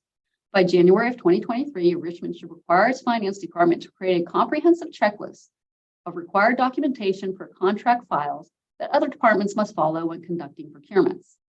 Persons responsible, myself, Dalmy Queller. Time frame June 30th, 2023. And we actually have a checklist in place right now. And so we did draft and implement a contract compliance checklist, even though it's due June 30th, 2020. Last item, number 11, review and update the fee schedule policy. To ensure the city fees appropriately cover the cost of providing services, by June 2023, Richmond should determine a cost-effective frequency for updating its fee schedule to reflect all allowable costs, including adjusting fees for inflation as appropriate. We should then revise our municipal code as necessary. Persons responsible, myself and Delmy Queller, timeframe June 30th, 2023, and we'll review and update the fee schedule policy for city council consideration and possibly update the municipal code as needed by June of 2023. Next slide, please. Our next step is that our corrective action plan, which you just saw, is due on January 9th, 2023. And we'll provide a status update every 6 months, and our first report is due May 10th, 2023. Next slide. Are there any questions? Are there any questions from council members or comments? Go ahead, Councilmember Jimenez. Yeah, thank you, Nikki, for the presentation and for putting together. I see that on a lot of, almost all, you are part of the person responsible. I just want to make sure capacity-wise, like this is a lot, and I see finance director Cuellar and you, most of them is in capacity-wise, how are you going to work with a team? You mentioned that you are going for the workforce analysis to provide to hire a consultant, but just kind of understand more how a staff will be part of this besides you and Delmy and others. Well, what is good about working here in the city is we have a good finance department, a great HR department, and a great IT department. And in general, our departments like to ebb and flow together. A lot of the items that you see on the corrective action are pretty much part of what we do and council does and policy direction all the time. You've set very, very good policies in place, especially if, for one-time monies, OPEB policies. You have about 9 of them that are very good. We just have to keep it abreast that we continue to look at them and continue to modify them as needed. And for any future growth we may want. And in particular, when you look at the fees, are we bringing them to you annually? Are we modifying our master fee schedule annually? So it's just to have that consistent realm all the time. So the more consistent you are financially, and especially you keep your reserves up, the stable you'll become. Yeah, thank you so much. I think I am looking forward to see different options in every one of the recommendations for us to consider. I understand the need for us to be financially stable, but I also understand that there is a higher need in our community and we need to be able to manage both. In terms of be financially stable means that we are going to have the right staff to provide services in all of these libraries opened, parks and rec and so forth. But at the same time, we want to provide also some support like rent assistance program, for instance, to the community, because we know that there is a lot of need. So I think what I would like to see is a balance between how we put our reserve levels up, but at the same time, how we know that people are in need right now and how we are going to be able to serve the community and especially the ones are in need immediately. So thank you so much for your presentation and looking forward to more details into each of these items. And Mayor Butt, if I can just add, I do think we will, as we continue to look at where we have vacancies organizationally, it is becoming apparent that we are, that there's several departments, for example, specifically in finance, where there's been a backlog of items that need to be completed, and we may need to augment and provide additional support. And so we'll be conducting that analysis in the coming weeks, and we'll may come back to you at mid-year with some ideas and thoughts about how we may need to deploy additional resources, because I am appreciative that everybody knows Nikki is here all the time. But we need to be thoughtful that that staff needs support, and that there are capacity issues, and that if the city council wants to adopt new policy ideas, that takes more capacity, so that takes more staff. Councilmember McLaughlin, go ahead. Yeah, I just wanted to really thank Nikki and Delmy and Shasa and Nanette and everybody who worked on this. I know others did as well. It's really important to have solid financial accountability and financial sustainability as we also meet the needs of our residents. And as I see it, we're heading into difficult times. So the fact that we have sustainability is going to be even more important than ever, but also that we utilize that balanced financial sustainability to provide the services for our community that are needed. Our community is clearly different than some cities that have more high income residents. We have a large amount of low-income community members, and we need to lift them up.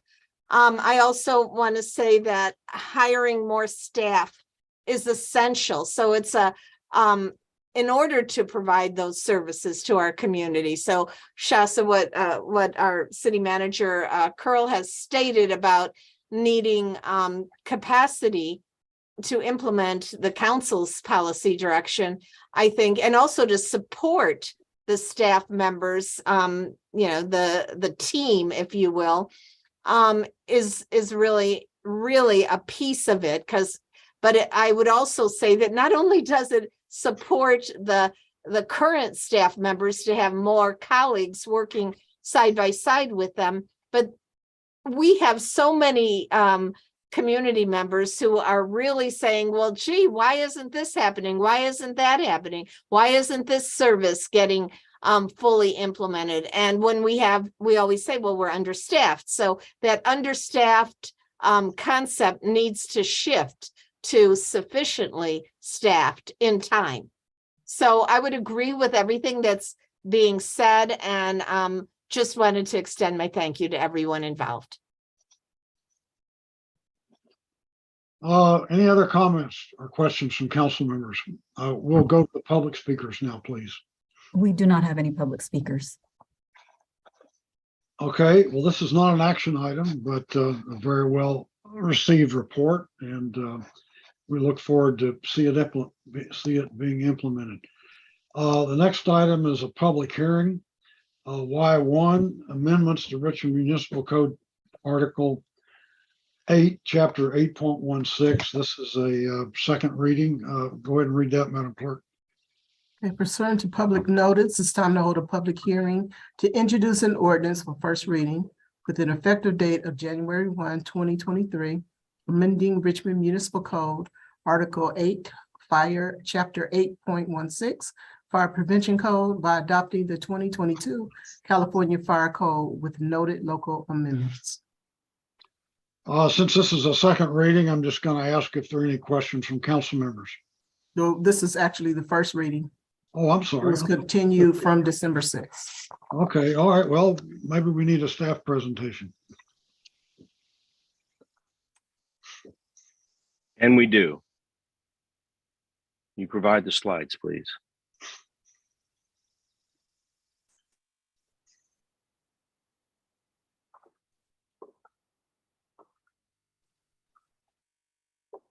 Hello, good evening, Mayor Butt and members of the City Council.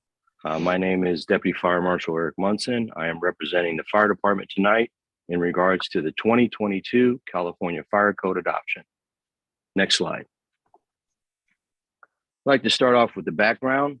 This is a state mandates that all local jurisdictions enforce the California Fire Code, California Code of Regulations, Title 24, in the construction and maintenance of all buildings and structures.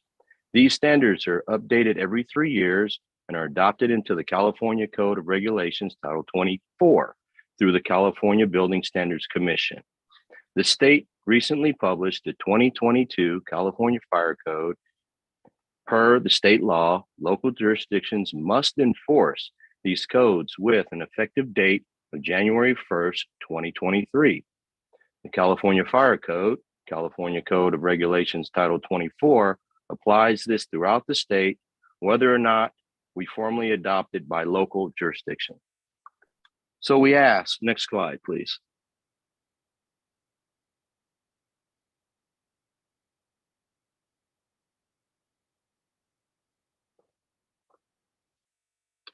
Next slide, please.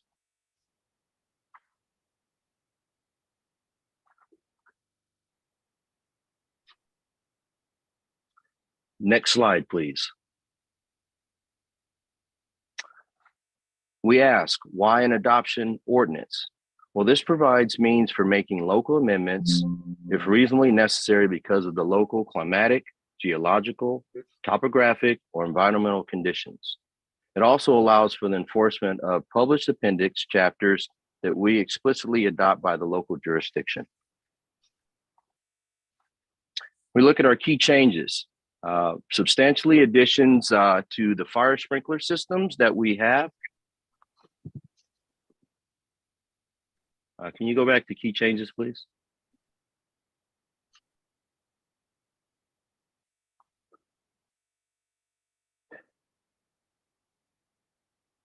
Key changes, please. Thank you. Substantially additional additions we made to the code. This has to do with the automatic sprinkler systems that are provided throughout existing R3 occupancy buildings where substantial additions of new gross floor area exceeds 50% of the existing gross floor area, or total new gross area of 3,600 or greater. That was one of the additions. One of the substantial alterations was the automatic fire sprinkler systems that provide throughout an existing R3 building, where 50% of the combined linear length of all exterior, interior walls are altered, and 50% of the roof structure is being altered.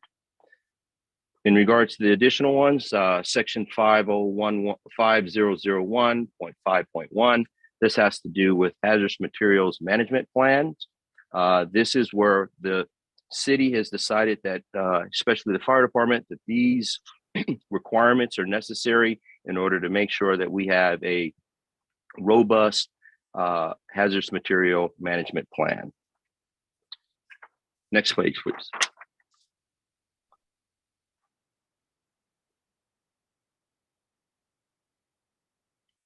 Next page, please.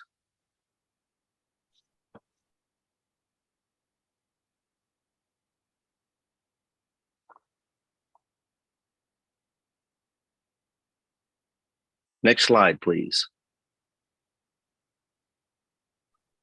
Section 5001.5 is amended by adding subsection to read. This section is for the emergency response support information. This will allow us, in addition to our hazardous material management plan, allow us to make sure that we have all of the information provided to our computer-aided dispatching center.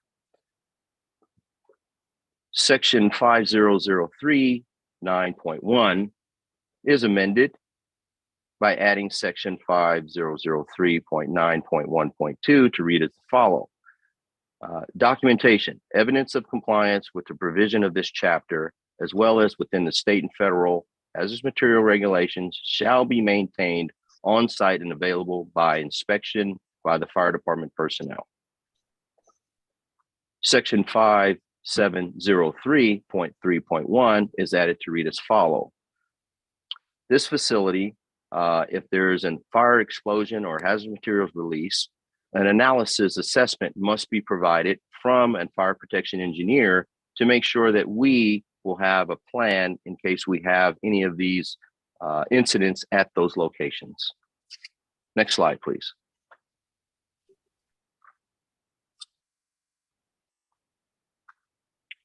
Next slide, please.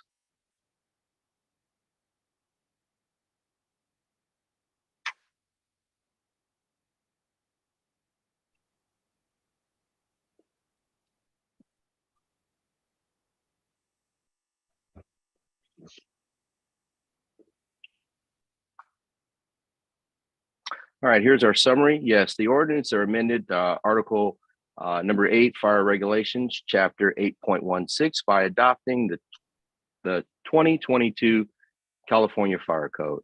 Most of our local amendments are administrative, and the others established provide minimum fire life and safety measures.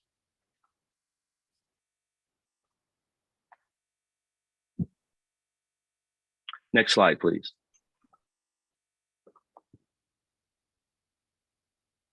KCRT is switching the slides. We are on recommended action. You're on a delay for some reason.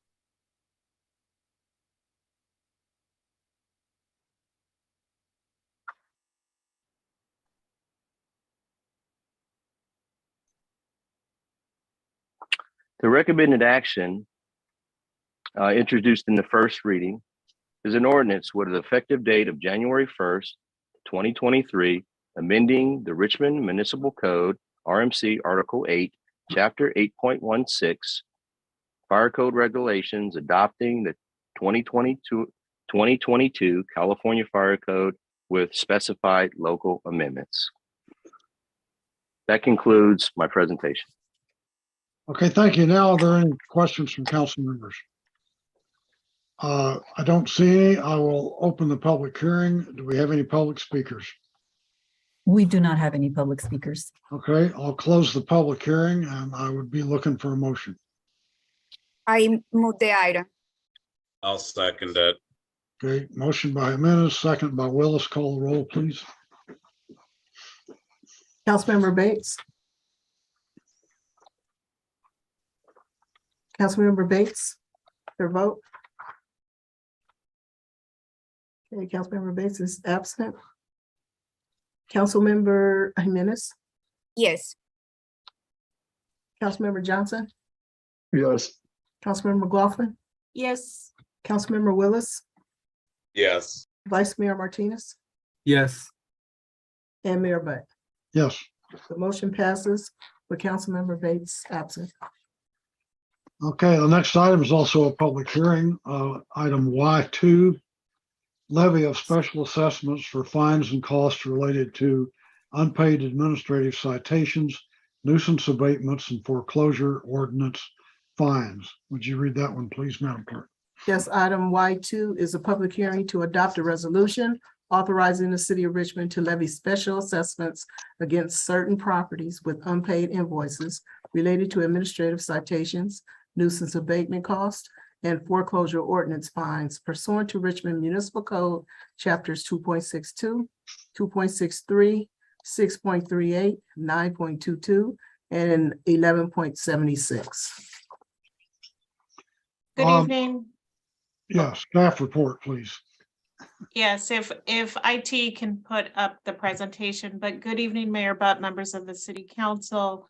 I'm Lena Velasco, the Director of Community Development. Here with me this evening is Eva Mann, our Code Enforcement Manager. And before we get started, before I hand this over to Eva, I just want to note for the council that our goal is to never get to this spot. That, you know, with code enforcement, our efforts are really towards getting voluntary compliance. However, when that is not possible, the City Council, through adoption of specific regulations in the municipal code, has provided staff tools to ensure enforcement. And sometimes that includes abatement warrants and actually abating the nuisance as part of those efforts. So I just wanted to start that off that, you know, our goal is not to levy special assessments. However, when we are not getting voluntary compliance, we do have tools that have been provided to us by the City Council. So with that, I will hand it over to Eva to provide an overview of tonight's item. Thank you. Good evening, Mayor Butt and City Council members. Again, my name is Eva Mann, Code Enforcement Manager. The item before you is a resolution for levy of special assessments related to code enforcement, fines, and fees. Next slide, please. Again, the recommended action is to hold a public hearing and adopt a resolution authorizing the city of Richmond to levy special assessments against certain properties with unpaid fines and fees related to administrative citations, nuisance abatement costs, and foreclosure ordinance fines pursuant to Richmond Municipal Code chapters 2.62, 2.63, 6.38, 9.22, and 11.76. Next slide, please. There are various or multiple fee types that are associated with our lien and special assessments. They are administrative citation, abatement warrants, cleanup and boarding, administrative fees, reinspection, vehicle abatement, vacant structures, foreclosure, and lien and special assessments. Again, as Lena stated, our primary goal is to never get to the fee structures, but they are tools that we have in our toolbox to compel compliance. Next slide, please. The noticing process. Invoices were issued with each fee assessed. Final invoices were issued July 15th, 2022. The public hearing notices were issued by the city clerk's office for proposed levy and special assessments on November 21st, 2022. Next slide, please. Changes to the levy list. There were 19 properties that were removed from the lien and special assessment list. 10 of those properties were because owners protested. And with those protests, the owners will be given an opportunity to present their case to the code enforcement team. And those code enforcement cases will be reviewed. And if it is determined that those all of the RMC regulations were followed, those cases will come before the council again sometime in early spring for another lien and special assessment. For those other 9 property owners, they paid and they have been cleared from the lien and special assessment list. Next slide, please. Our next steps.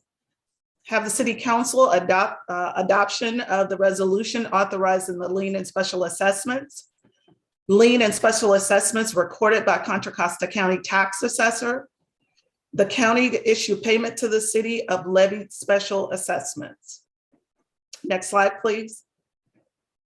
Thank you, and I'm available for questions.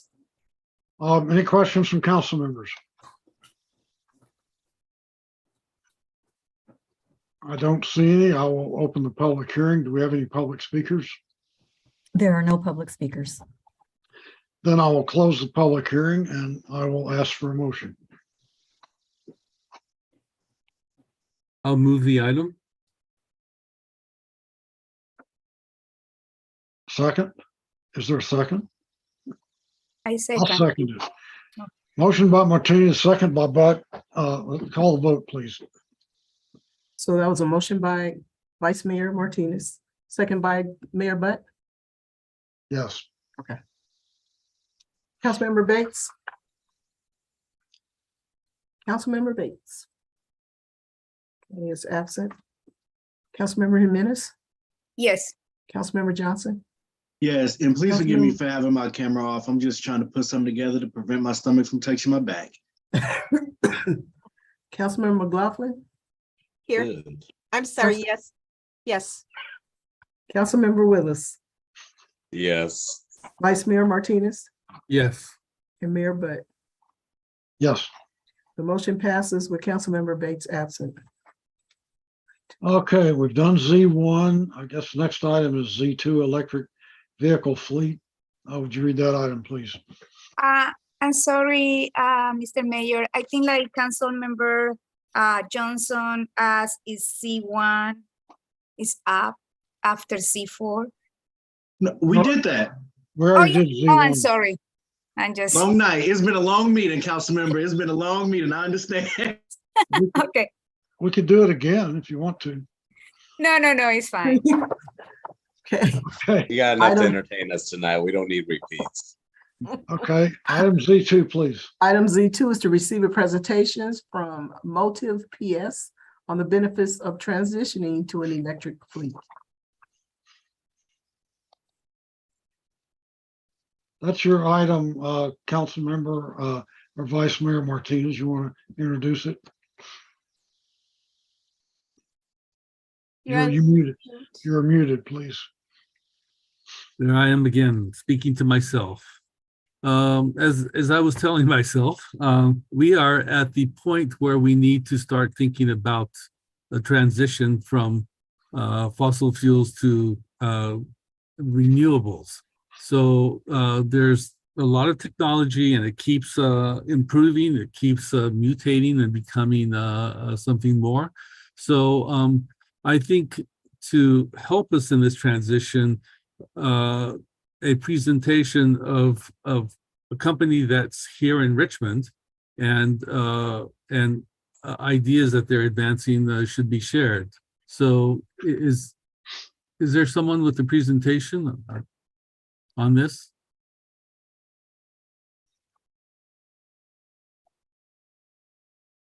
Well, I guess not. The staff, did anyone leave you a presentation? Excuse me, this is Trina. The presenters at Motif have indicated that they are not able to present tonight, and they would prefer to present in January or February. Well, in that case, I would like to move the item to that date. Okay, well, I'll order that be done as mayor, and you guys can hear it in January. Okay, thank you. Sorry about that. I was looking forward to that. So item Z3 was removed from the agenda and continued to January. And we've already done item Z4. So we'll start on the consent calendar items, beginning with item W5A. Would you read that? Contract amendment number 1 with the Center for Common Concerns, Inc., DBA Home Base. Item W5A is to approve a contract amendment number 1 with the Center for Common Concerns Incorporated, doing business as Home Base, to increase the contract limit by $40,000 for a total amount not to exceed $140,000, and extend the term through June 30th of 2023 to provide additional services related to preparation of the city's homelessness strategic plan. I don't know how much time I don't know how much time you want to spend on this. I asked that it be taken off the consent calendar, and I've already talked to Lena and the city manager about it. And my concern was that that I believe the city is wasting money spending it on studies about homelessness instead of actually doing something about it. I think our opportunity to actually address homelessness is well established, and I'd rather see the money go to put people into homes than paying consultants to do studies. So I'm prepared to just make that statement and call for a vote unless somebody else wants to speak on it.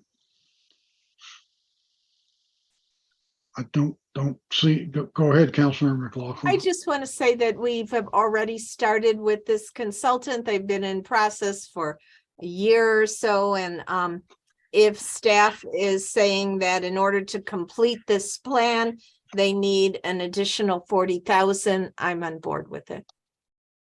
Okay, well, if they've been doing it for a year, that we ought to be seeing some results instead of getting a bill for more work. Are there anybody from the public to speak on this? So go ahead, Councilmember Jimenez, go ahead. Yeah, I have a question. Why is this additional money for when we already did a contract for a specific amount, and the idea was that they will be finishing with that amount? I just don't understand. Yes, no, I appreciate the question. And so there have been some changes in the scope of work. Mostly when we started the effort around community engagement, we were still very much deep into COVID. And so there was assumptions that we would have some community workshops, mostly around the unhoused focus groups with via Zoom, and we've requested that they expand their efforts to do in-person engagement across various shelters as well as encampments. So part of the project overruns have been related to community engagement.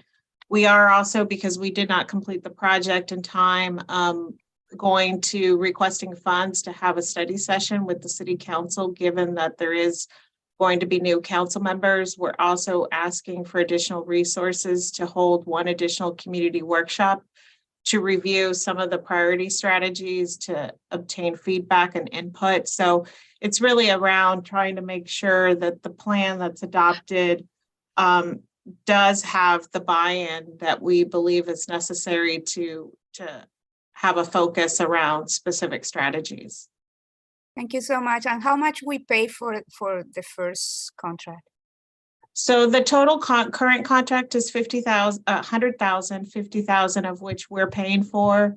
50,000 is being paid from All Home, which is a nonprofit that does work around looking at strategies across sectors, addressing homelessness.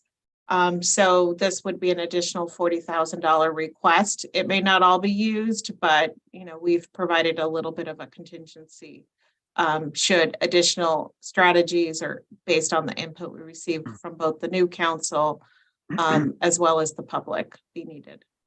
Thank you. So you are saying, based on what I understand, is that they couldn't do the engagement that is required for these, and they need more money. So we paid them 100,000 K, and now they are requesting more money to do more community meetings. Is that correct? We are requesting additional funds to expand the community workshops. Yes, have one additional workshop, one additional council study session.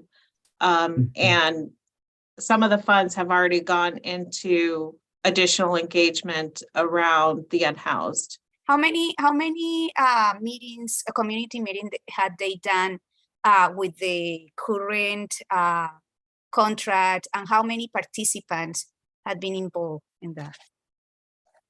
So I believe we've had 2 community workshops, and then it's been a combination of steering committee meetings. I believe the first community workshop, we did not get a strong attendance. There was probably like 15 to 20 people, which is why we're seeking some additional funds to do an additional workshop to make sure that the strategies are reflective of community input. So basically is 2 community workshops. So that means that each community workshop will cost $20,000. Is that correct?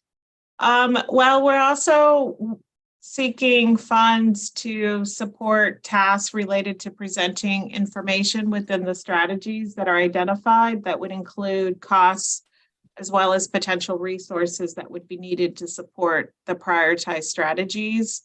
We think it's important for the council and the public to understand what costs could be related to a specific strategy as well as timeframes. So we are asking for some additional funds for specificity to be included in those tasks. So right now, we should be receiving a draft homelessness strategic plan in January, which will be shared with the public, as well as having a community or a council study session around the plan. And then one additional workshop towards the end of January. Take additional input for the plan. Okay, thank you. Vice Mayor, go ahead. Yes, for this extra time, we'll be gathering information about the houseless community, and what do we plan to do with the information that's generated, and will this organization continue that the lead in examining the information? So our goal is to bring forward a draft document for the council's consideration to adopt this homelessness strategic plan, which will identify both some midterm and long-term strategies, which will help focus our work, and hopefully some of the funding recommendations that the council has done over the past few years. Is now that we have a better understanding of what the root causes of homelessness, that will help serve as a foundation for the solutions that we're building within the plan. And then those strategies will have a focus for staff's work within the housing division, possibly other partner organizations, including employment and training. Obviously, there's a lot of departments that are already involved with encampments, including abatement, public works. And so just making sure that there's a focused effort that has community support and buy-in.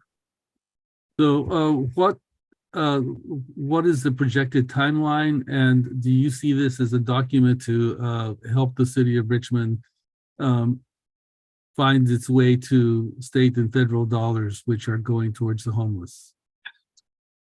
Yes, and I mean, as the council knows, we're not just planning around homelessness. We're obviously, employing interventions now.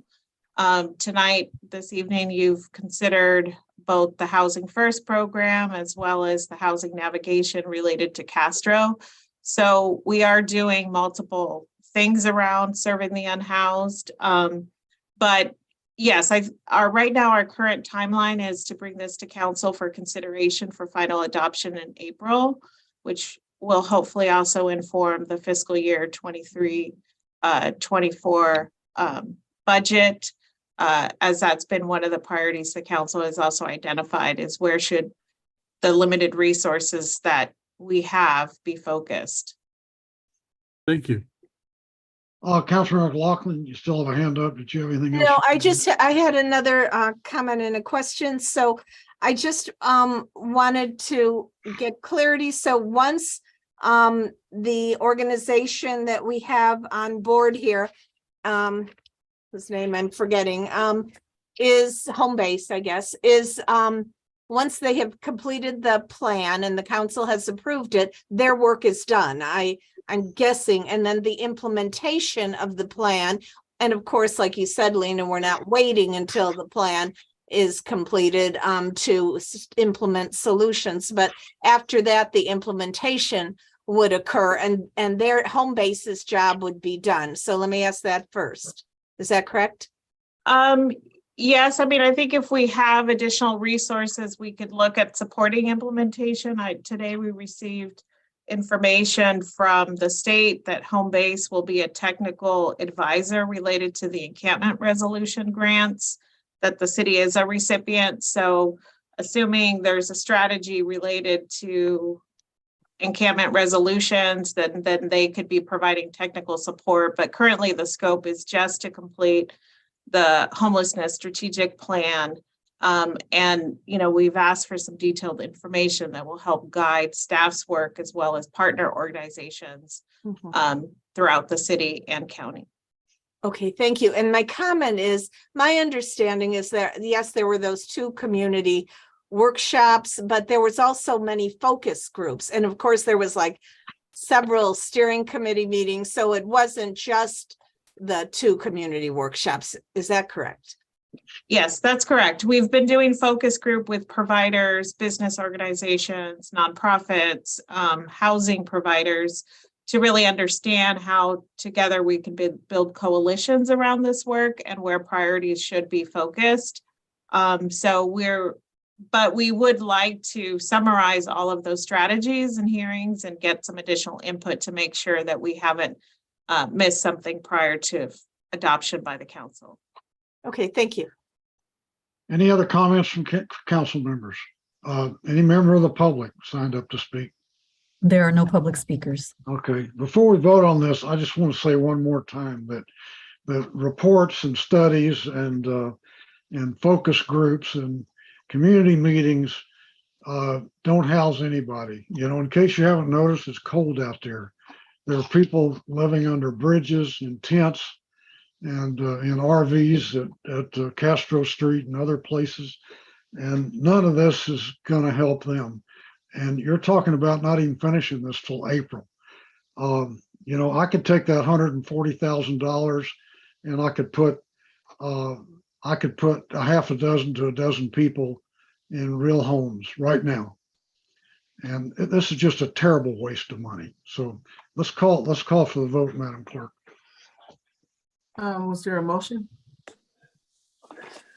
Oh, you're right. We don't even have a motion. Somebody want to make a motion? I'll move the item. Okay. Yeah, I'll second it, please. Okay. Motion by McLaughlin, second by Willis. Call the roll, please. Councilmember Bates? You're muted.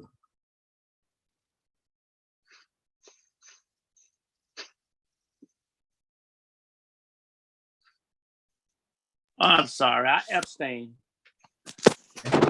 Councilmember Jimenez? No. No? Okay, thank you.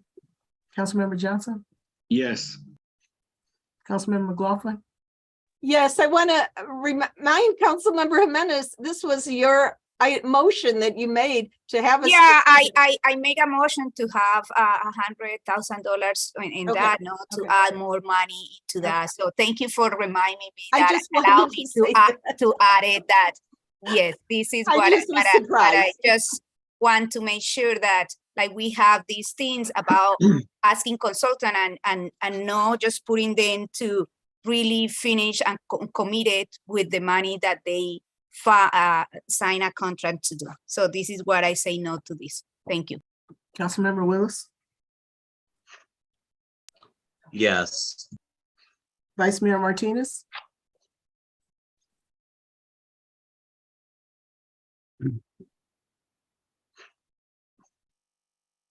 Wow. This is a tough one. Can I make a quick comment? And you allow No, we're doing a vote. Go ahead and vote, Vice Mayor. I Let's just move on. want to say that the new council members have to hear from them as well. That's Well, all. then, I'll vote no. Okay. And Mayor Butt? No. The motion fails with Councilmember Johnson, McLaughlin, and Willis voting yes. Council members Jimenez, Vice Mayor Martinez, and Mayor Butt voting no, and Councilmember Bates abstaining. Okay, moving along. Mayor Butt, may I ask a clarifying question for the administrative record? I have a point of information, a point of clarity I need to, please, or information. Go ahead, Councilor Willis. I'm only asking this because I know on our Joint Powers Authority with Recycle More, there was something brought up that if there's an abstention in one of the no's, but it's like 3-3, it can still like pass anyway. I might be mistaken, but I just wanted to check in on No, it if takes that's four. true because we had abstention. It takes 4 affirmative votes to pass anything on the city council. So I would like to try another motion, because I don't want all this wasted. And I don't want this to be wasted. And we do need to have a study session at the city council level. So my motion would be to allow for an additional $25,000. Okay, is there a second? I'll second. Okay, let's call the roll, Madam Clerk. Councilmember Bates, I abstain. Councilmember Jimenez, I have a question for clarification. So with the $100,000 that we gave, they are now planning to come to the city council and do a presentation. We will have to give them more money to do that. It wasn't part of their commitment to do that. No, they're prepared to present to the city council the draft homelessness strategic plan, but what it does not provide for is an additional study session prior to consideration of the draft for adoption. And the study session will be like this, this will take $25,000 for the study session. I just wanted to just be clear because like we are paying $100,000 and now they are saying that they cannot, with this $100,000, they cannot accomplish what they committed to do in the first place. Yeah, no, well, they can accomplish the plan. What we don't get is an additional study session in front of the council and one additional community workshop. And the plan may be a little bit more limited in the detail that we're seeking in terms of specific costs and potential resources needed for specific strategies. Okay. But we what's your will have a vote? plan. What's your vote, Councilmember Jimenez? No. Councilmember Johnson? Councilmember Johnson? Yes. Okay, Councilmember McLaughlin? Yes. Councilmember Willis? Yes.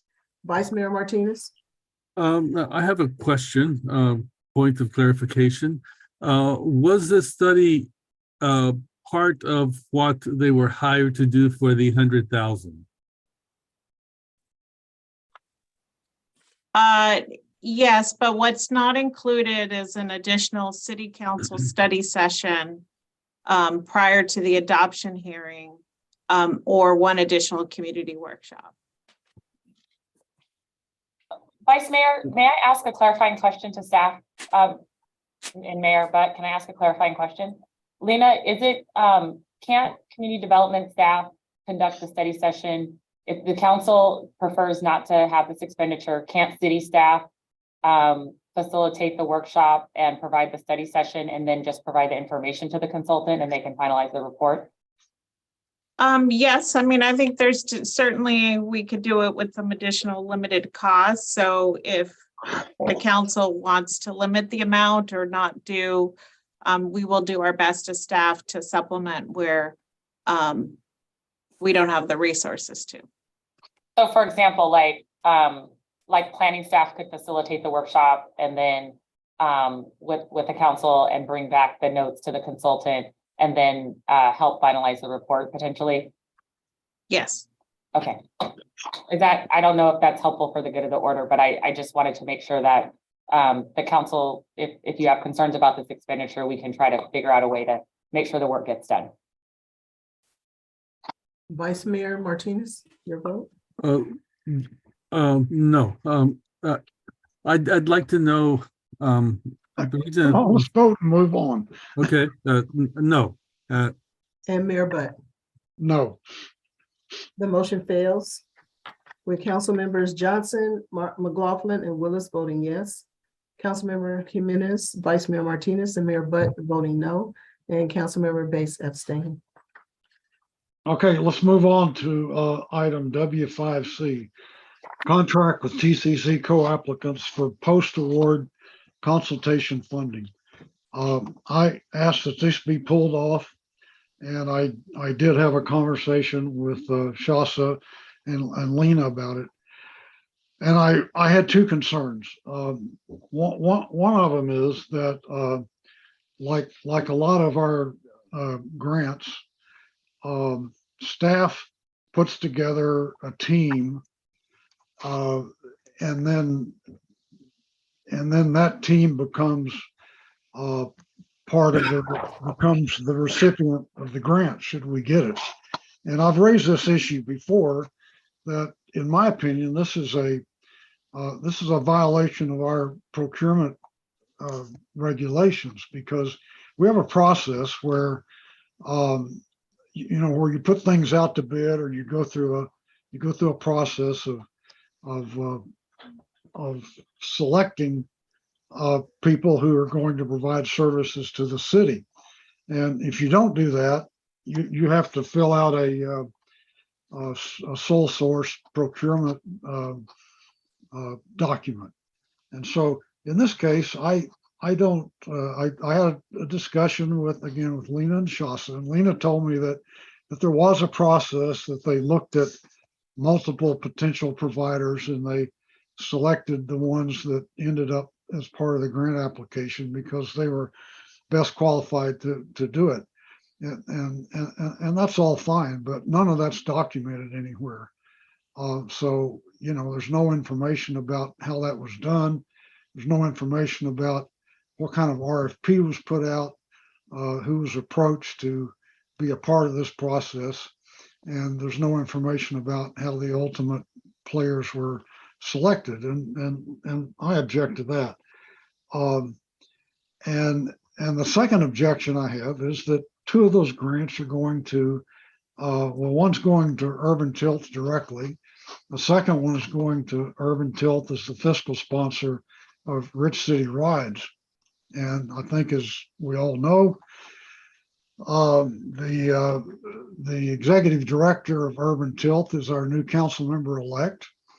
And so that council member and that council member pulls down a compensation package in excess of 3 figures to run Urban Tilt. So we're going to have a situation where a city council member is the indirect or direct recipient of funds from a contract with the city of Richmond. Now, some lawyers tell me that's patently illegal. I've heard other people say that, no, it's not really. There's a way of getting around it. But I object to this proposed contract on those 2 grounds. And, I'm going to vote against it. But if anybody has any questions or comments, you're welcome to chime in. So go ahead, Councilmember Jimenez. Yeah, first of all, we should be celebrating that the city actually got this $35 million. And it has been polarized because the mayor didn't endorse and one of the person who is the executive director. But this $35 million award was done before Doria Robinson was even running for city council.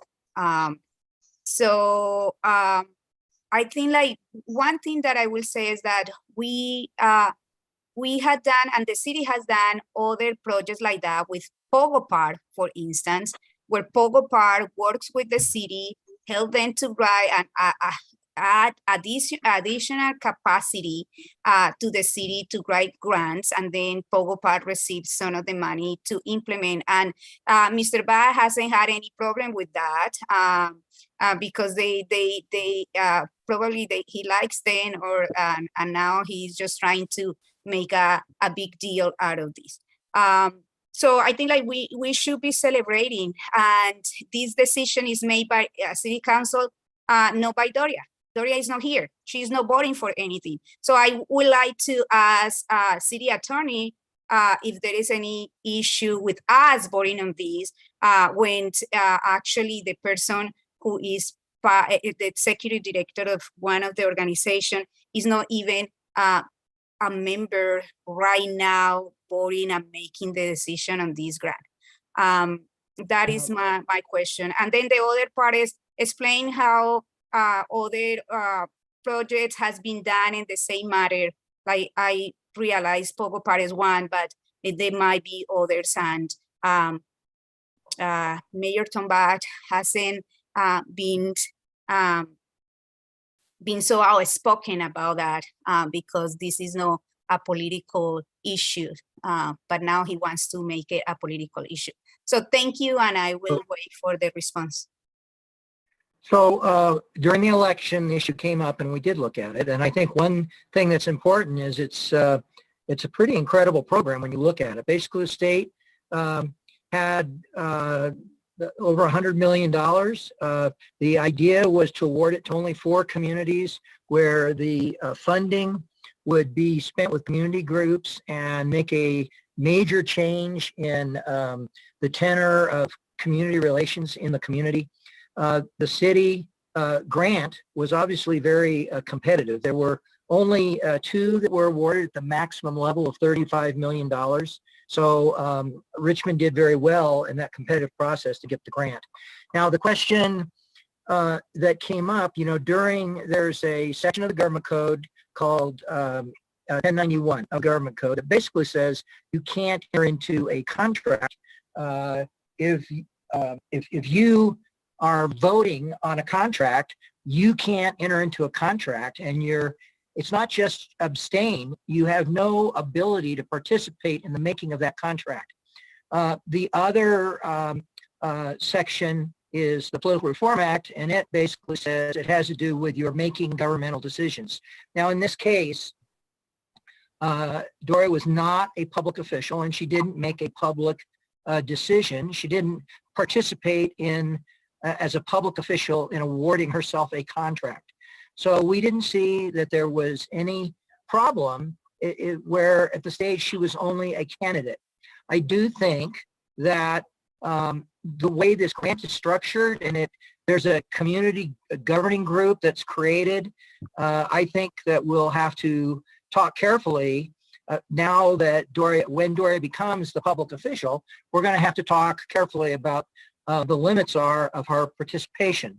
So I talked to her about this. I said, I don't see a problem now, but there could, given the very pervasive nature of this grant program, there could be community groups that are getting involved with this. You will be a council member, after you're sworn in. And so we really need to look carefully at what role is appropriate. But where the stage we're at now, I don't see a problem. Well, Dave, I've asked you on multiple occasions, and other people have too, for some kind of a written opinion on this, and you haven't been forthcoming with it. I don't know whether you plan to or not, but it's it's a big problem, and it could come back and have adverse impact not only on the city but on the council member elect. So I think it's something that we need to resolve and quit kicking the can down the road. I'll give you an example. I'll try to do this quickly, but when I was elected to the city council, my firm had a contract with the city to design some upgrades to the Richmond Swim Center. And we basically completed the design. It was out to bid. A contractor was selected, and there was nothing left to be done on it for the architect except to provide some construction administration services. And I was told at the time that I could no longer participate in that project, that the city would have to engage a different architect to finish the project. And I accepted that. I saw it. And I see this as something, very, very similar. The fact that Urban Tilt is a nonprofit may have something to do with that, but I'm not sure it does. So There under 1090, there is an exception. It's called a remote interest for nonprofits. But I think you're making a good point. I think it will merit putting together something that talks about where the boundaries are with regards to this project and what would be appropriate and not. Well, are you going to deal with this, or are you just going to let it? Yes. Okay. Councilmember McLaughlin, go ahead. Yeah, I just want to say that I agree with what the city attorney said and what Councilmember Jimenez said. This is certainly something we should celebrate. And I had an opportunity to talk with Councilmember-elect Robinson. Plus, I heard her on candidate nights saying she intends to completely stand by the law and work with the city attorney, and she will do the legally proper thing, which, as we heard from the city attorney, will not mean that she can't serve as a council member. So I just wanted to add that. Okay. Anybody else? Are there any public speakers on this item? Mayor, but can I just add that myself, James Atencio, and Lena Velasca also have met with Councilmember-elect Robinson and reviewed some of the concerns that Dave outlined and have begun to put processes in place to address the concerns, and we'll be continuing to work with the Strategic Growth Council to do so. And so thank you for the points that were raised this evening by all members of the council. This is certainly a work in progress, but we're going to do our best to ensure that there's transparency and everyone is clear on the activities that are taking place and the required compliance necessary. Okay, well, I'm real eager to see what you guys come up with instead of just sweeping it under the rug and saying you're going to deal with it. We're not. We've sent all the documentation that we've received. We're providing it to finance staff. We're providing it to the city attorney's office, and everyone is going to be ensured that the contract compliance takes place as it needs to. Yeah, well, meanwhile, you're asking us to award a contract. So are there any public speakers? No, there aren't any public speakers. Okay, let's call the roll for a vote, please. We need a motion to I approve this move the item. I second. Okay, call the roll, please. Councilmember Bates, I abstain. Councilmember Jimenez, Yes. Councilmember Johnson, Yes. Councilmember McLaughlin, Yes. Councilmember Willis, Yes. Vice Mayor Martinez, Yes. and Mayor Butt. No. The motion passes with Councilmember Bates abstaining and Mayor Butt voting no. Okay, the next item is item W11A 2023 and 2025 Richmond Community Surveys.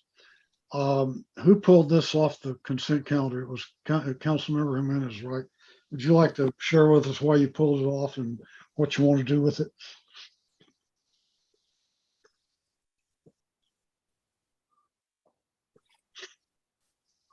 You Go ahead, speaking to Councilmember Councilmember Jimenez? Or you? Oh, I'm sorry. I was just, okay, yes, I pulled this item because I would like to have some discussion and question about the survey. Last time the survey, it really was minimum of representation of many of the communities here. So I just have some additional questions that I would like also to include in the contract if they are not doing that. So we can guarantee that these surveys really represent the opinion of the majority or a wide variety of the community, and as well as that we are making sure that we are engaging and not only the ones who had access to internet or or that had more time to write the responses and send it back to the city. So I have some additional questions that I would like to the consultants or the city staff to answer about this. Go ahead. Okay, so my questions are the mail surveys in Spanish and any other language, any other non-English languages, and if so, which languages? Good evening, Councilmember Jimenez, Mayor Butt, and members of the City Council. My name is Patrick Sills, and I'll be representing LaShonda White, Interim Director, who has traditionally managed this process, and I'll be kind of supporting and transitioning to managing it. The POCO NRS project does send the surveys out in Spanish, and they also have access to a database of over 26 different languages. So if there is respect or need for surveys to be translated, that opportunity and dexterity as far as promoting access is available. Okay, thank you.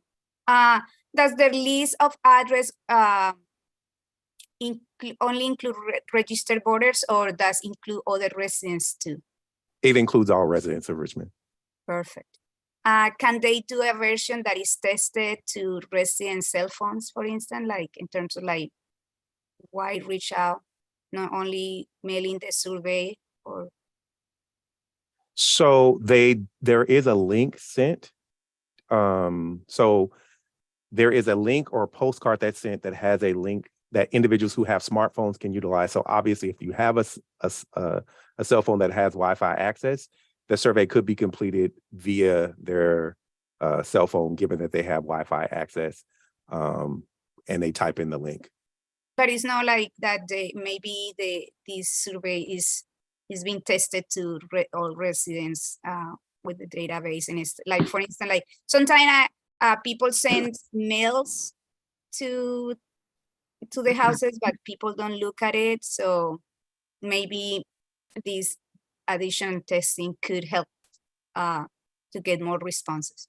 So one thing I can bring up is that to answer your question directly, the surveys are not sent via telephones or cellular phones. They are sent based off of resident data, based off of addresses. However, according to the contract that we're trying to do is allows for individuals to register via the POCO website, and via registration onto the POCO website, individuals can then access certain modules and report data via their cell phones, but that would be something that they would have to opt into. And so the functionality does exist, but for the traditional survey, that the surveys are mailed hard copy, and additionally a postcard is sent that has an electronic link as well, so that if individuals want to send in a hard copy response, they're eligible to do that, as well as if they want to submit their information or survey responses via a digital or electronic format, they're welcome to do that. But as current, that cell phones sending out surveys via a cell phone is not something that's accessible unless individuals are registered through POCO, which is why we are trying to enter into a multi-year contract so that for 2023 and 2025, the survey will happen. During that 2024 year, what we'd like to do is to make a really big push so that we can do some additional questioning, some refinement, so that we get at the underserved and maybe the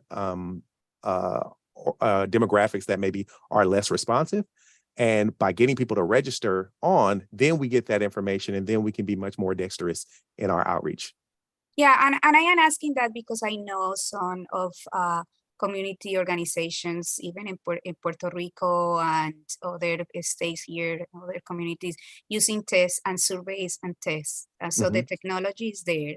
It's no something that is not being used, and people are using tests to survey, to do surveys to communities. And I'm happy to share with you more of that.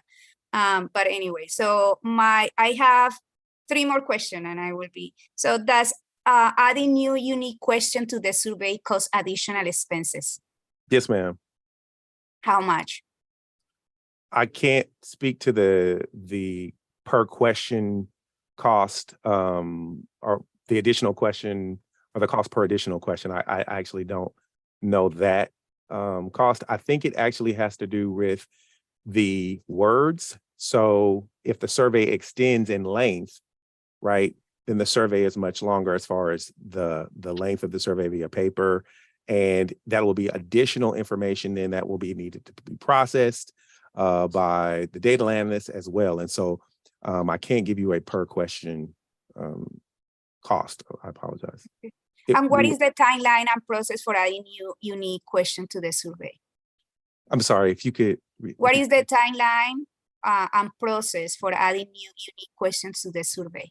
How will be? Well, the survey is a longitudinal study. And so we would need to have that information as soon as possible. And the point of the survey, the power of the survey long-term is that we ask questions year over year, first off, so that we can track change over time. Additionally, by asking questions that POCO ask across the entire nation, we can then also rate ourselves in comparison to how other residents within other communities rate their services in comparison to how we rate our services. And so if there was an interest in adding additional questions, we would perhaps need to know that as soon as possible. Yeah, I am not saying that we should just like redo the survey, but I think like because it's valuable what you say, we can compare with other cities, but also Richmond has unique issues that we would like to see. And if we are not asking this unique question, we are not getting the whole view, because we are trying to be constrained by the format that we have. Actually, Councilmember Jimenez, we have asked unique questions in the past. We've worked with Professor Corburn, and it was one of our innovations around health and all policies and health equity, was we worked with Professor Corburn to come up with specific questions, LaShonda and Gabino and Professor Corburn, that we now use in the survey. And so I think there's certainly an opportunity to do that. What I would like to offer is that if the council elect is interested in doing that, I can certainly have Patrick work with LaShonda to send out an email in January to the council, and we can try to integrate that into the schedule and look at what are some of the questions we may want to revise or pivot without significantly impacting the longitudinal data, but then getting at some of those key policy areas. And I think if we were really being innovative, it would tie back to the strategic plan, right? So if we had clear goals and priorities around a strategic plan, then we would ask those kinds of questions. But the things that tend to come up in the survey are, for example, environmental quality, which we have a very large environmental justice community in Richmond, that tends to come up as number 2. You know, paving and things like that tend to come up really high. And then people tend to view their neighborhood better than the city overall. So there's some things that have been consistent, but I do appreciate the questions, and I think we can certainly work to address those with the council in January, once the process, if the council is so inclined with continuing. Okay, thank you so much for that proposal. I think Vice Mayor, go ahead. And then my last question. Oh, I'm sorry, I thought you were done. So my last question is a digital file with the anonymous data provided to the city for residents and other people on analysis of the results? Absolutely. And so we do get raw data. And so if there were individuals who wanted to run additional data analysis, some of that information could be made available. And can be made available just by posting it on the website. So we could people definitely don't need to wait to ask the city staff that they don't know. No, definitely. So on our webpage, POCO has kind of expanded their raw data platform, and that information is and will be made available. Okay. Well, thank you so much for answering this question. No worries. Thank you. Okay, go ahead, Vice Mayor. Thank you. Just out of curiosity, how different is the survey for Richmond from the sample survey that you provided in your documents? It's not very different at all. I think there are some unique questions. I think that City Manager Curl offered that I think we incorporated either the last cycle or the cycle before, but generally those are going to be the types of questions that are asked over. Okay, and the last time we did it, how many unique questions were there, and what was the cost of those unique questions? Hold on one moment. Hi, good evening. This is LaShonda White. I am the interim director for community services. So in terms of the unique questions, I believe last time we may have had 5. We usually get at least half a page or a full page of unique questions that we can add, but it just depends on the spacing of the survey. So what you have in your packet is the standard survey questions that are standard across the National Citizen Survey surveys that they use for all the different jurisdictions. And then like page 5, so it's 4 pages of standard questions. Page 5 usually is where we get to add a few additional questions. Okay, and the cost for the 5 questions in the last survey that we did? So yeah, so it's included in, it should be a line item, if I'm not mistaken, in one of the attachments for the quote, but it's included in the full price that we pay annually. So we've always done unique questions as part of our survey since 2007. Patrick, I don't know if you can see that. That is correct. It's a half a page of custom questions is what they call them. And it's quoted at $2,800. Okay, and which attachment is that? That would be attachment 3.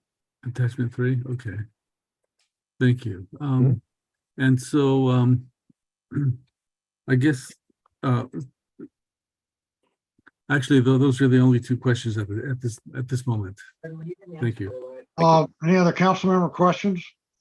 Do we have any public speakers, Madam Clerk? No, we don't. We have one. Yeah, go ahead and call the public Can you see speaker. the hand? Oh, I don't see that public speaker. Oh, now I see her. I'm sorry. Sarah C. You have up to 2 minutes to speak.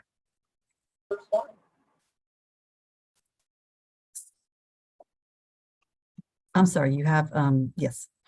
2 minutes. Sarah, you have up to 2 minutes. You may begin.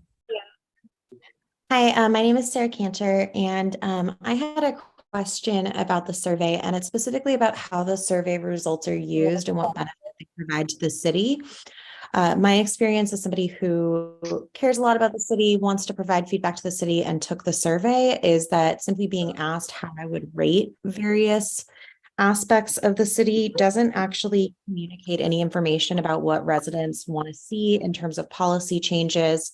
For example, being asked how much I like the library, what I want to communicate is the library is great and is unfunded and needs more services. So to communicate that, do I say that I'm satisfied with the job that the library is doing because I support them, or do I say I'm not satisfied because I want them to get more funding and I think that they don't have the resources that they need? So just, curious how the questions are being used and if they are actually useful for that purpose. Thank you. Okay, any other public speakers? Before we, you have a hand up, Vice Mayor, you still? Yeah, yes, I do. And I have more questions. Go ahead. And my next questions were actually the questions that the speaker had just raised, which is what is the purpose of these surveys and how do they really address the policy changes that we as a council need to be addressing? And the other question that goes along with that is what was the process for choosing the extra questions, and why were they chosen and by whom? So thank you for the questions. And the first one with regards to how do we use the survey results? They are used in various ways. So it does provide us with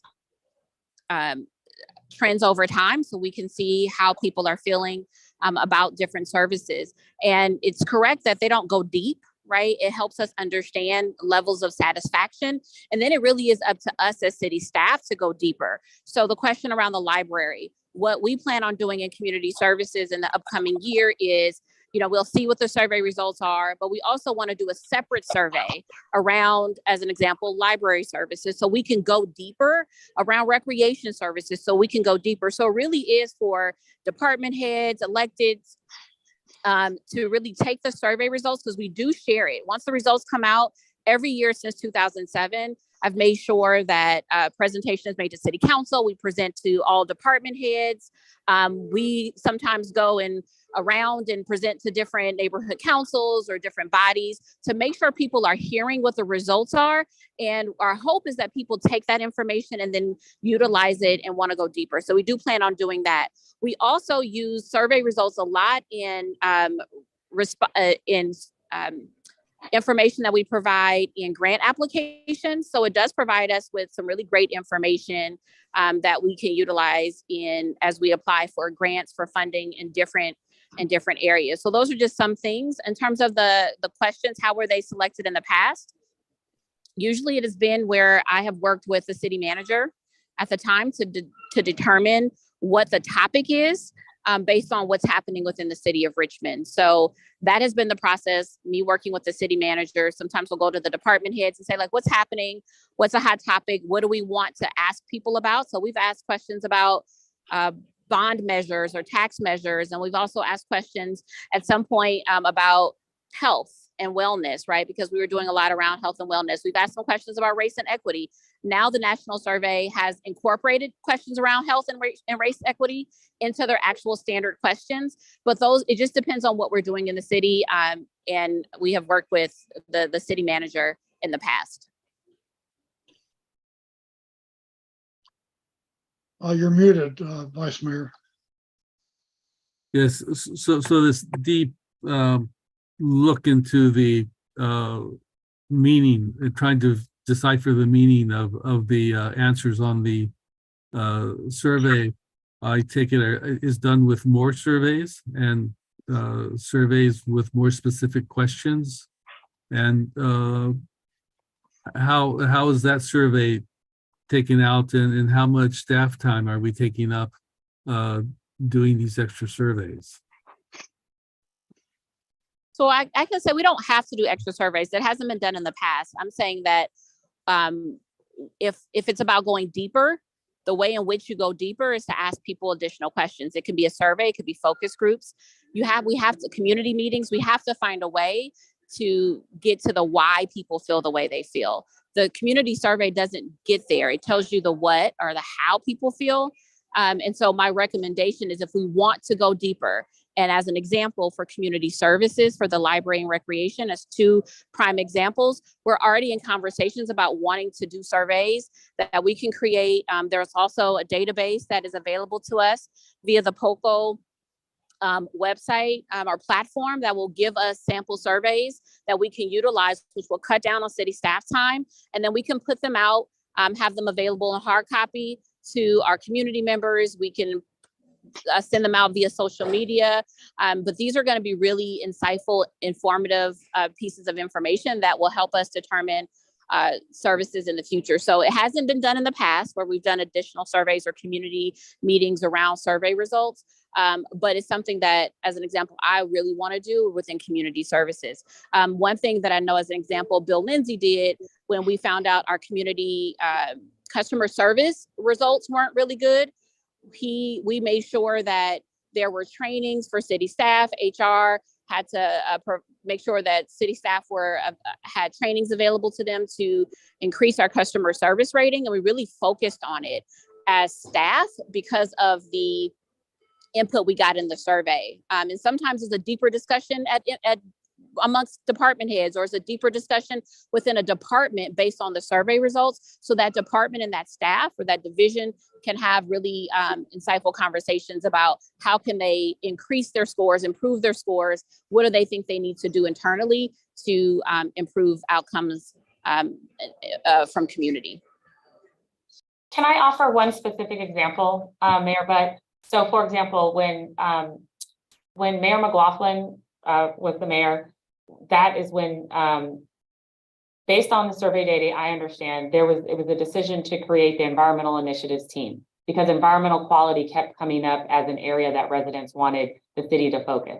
And so as a result of that, then under Mayor Butt's leadership, we now continue to have a person in that position. At one point it was Adam, now it's Samantha. And then now Samantha has recently worked with, and we joined with Adam and myself, MCE. Subsequently, we joined and have then applied for this TCC grant. So I think that there has been proven instances where the city council and city manager have worked collaboratively with elected officials to make policy recommendations around staffing based on where we see there's some high gaps in the survey. And then over time, as these positions have existed within the city, they've actually led to tangible outcomes. And so I think that the environmental manager, the environmental and health initiatives team, I definitely feel like was a byproduct of the leadership of the council, but then also having data that showed that the community really wanted improvements in specific areas and that we have begun to make improvements in those areas. And then further codify that with the climate action plan and, the environmental community investment agreement with Chevron. And so I just wanted to flag that there have been actual tangible outcomes from this survey that the council has worked with staff to operationalize. Thanks for those examples. Thank you. Okay, so before we don't have a motion yet, but before we ask for a motion, I'll just give you a little bit of history on this. Some of us on the city council started suggesting that we get involved in this back over 20 years ago. And I think it started when Isaiah Turner was city manager. And we talked to him about it. And he said, no, we don't want to do it right now. He said, people are very unhappy with the city, and let's wait a couple of years when people feel better about it. So we'll get some better answers. And by the time that time rolled around, we had a new city manager, Bill Lindsay. And so he was very excited about getting involved in this. There's an old saying, if you can't measure it, you can't manage it. And what this does is basically measure the way people feel about their city and about the services their city provides. Before we had this survey, we would have one council member saying, well, what people really want is more street paving, and another city council member, well, what people really want is better libraries, and another council member, what people really want is are more playing fields. And so by doing a survey, and particularly one where we can compare ourselves with other cities, we get a tremendous amount of information.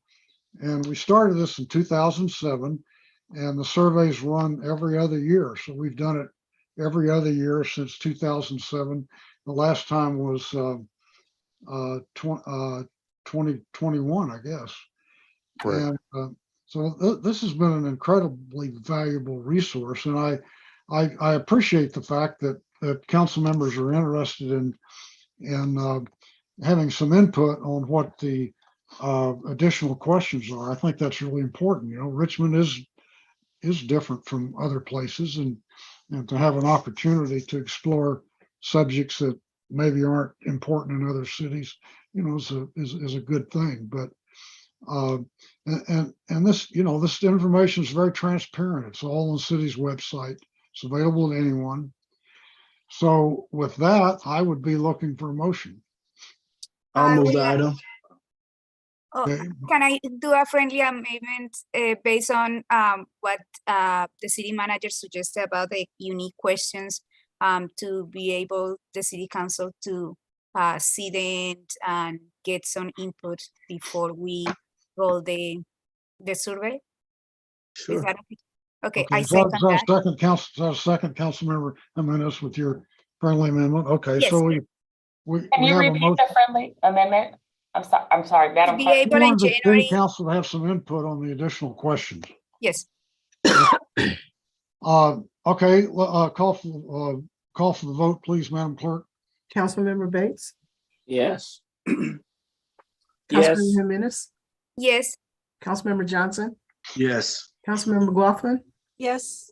Councilmember Willis, Yes. Vice Mayor Martinez, Yes. and Mayor Butt. Yes. Vote is unanimous. Okay, the next item is item W12B, Design Review Board appointments. Who pulled that off the consent? The public, Tarno Abbott. Okay, Um, so it's a public member pulled it off, and so I'll just ask if this is a pretty routine item, at least it was until a month ago. So any questions or comments from city council members? Are there any members of the public wish to comment on it? Yes, we do have. Okay, go ahead. The member of the public is Tarnell Abbott. Tarnell, you will have up to 2 minutes to speak. You may begin.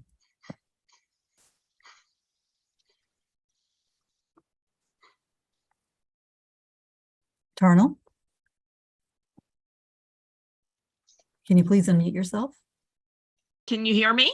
Yes, go ahead. Yeah, hi, Tarnell Abbott, Richmond resident. Yeah, I think it's unfortunate that the outgoing mayor is doing this appointment on this seat, and I think as it's a lame duck session, it should not be filled by his choice, and that the seat should be filled by the incoming mayor-elect. And so I would ask that the council not approve this and let the new administration do their job. And that's all I have to say. Thank you. Okay, I just want to point out that I was following a long tradition in Richmond. My predecessor, Gail McLaughlin, when she was mayor, made appointments in the month of December. And not only did the council approve them unanimously, but I even voted for them. So I guess what's good enough for her is not good enough for me. And I understand that. So is there a motion? Councilmember McLaughlin. I just want to say those were days gone by, Mayor Butt, when you and I were on much better terms. In fact, we ran together pretty much as a slate in 2014 with you as mayor and my support of you. That has sort of discolored itself a little in recent times.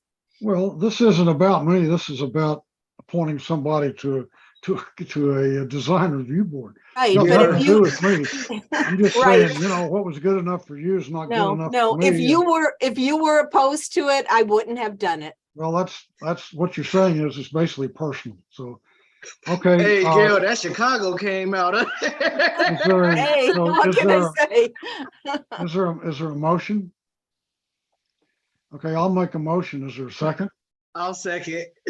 Okay, we have a motion and a second. Let's vote. Councilmember Bates, Yes. Councilmember Jimenez, No.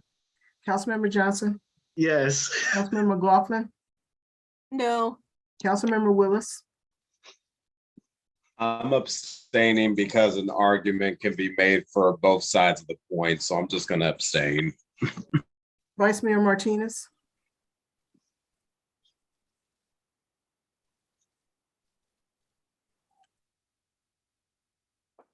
You're muted. Thank you. I'll abstain since and Mayor Butt. Yes. The motion fails for council members Jimenez and McLaughlin voting no. Councilmember Willis, Vice Mayor Martinez, abstaining. And Councilmember Bates, Johnson, and Mayor Butt Okay. voting yes. Next item is item W14B, resolution amending the construction agreement with W.R. Ford Associates, Inc. Do we know who pulled this off? I request this item be taken off the agenda, Mr. Mayor.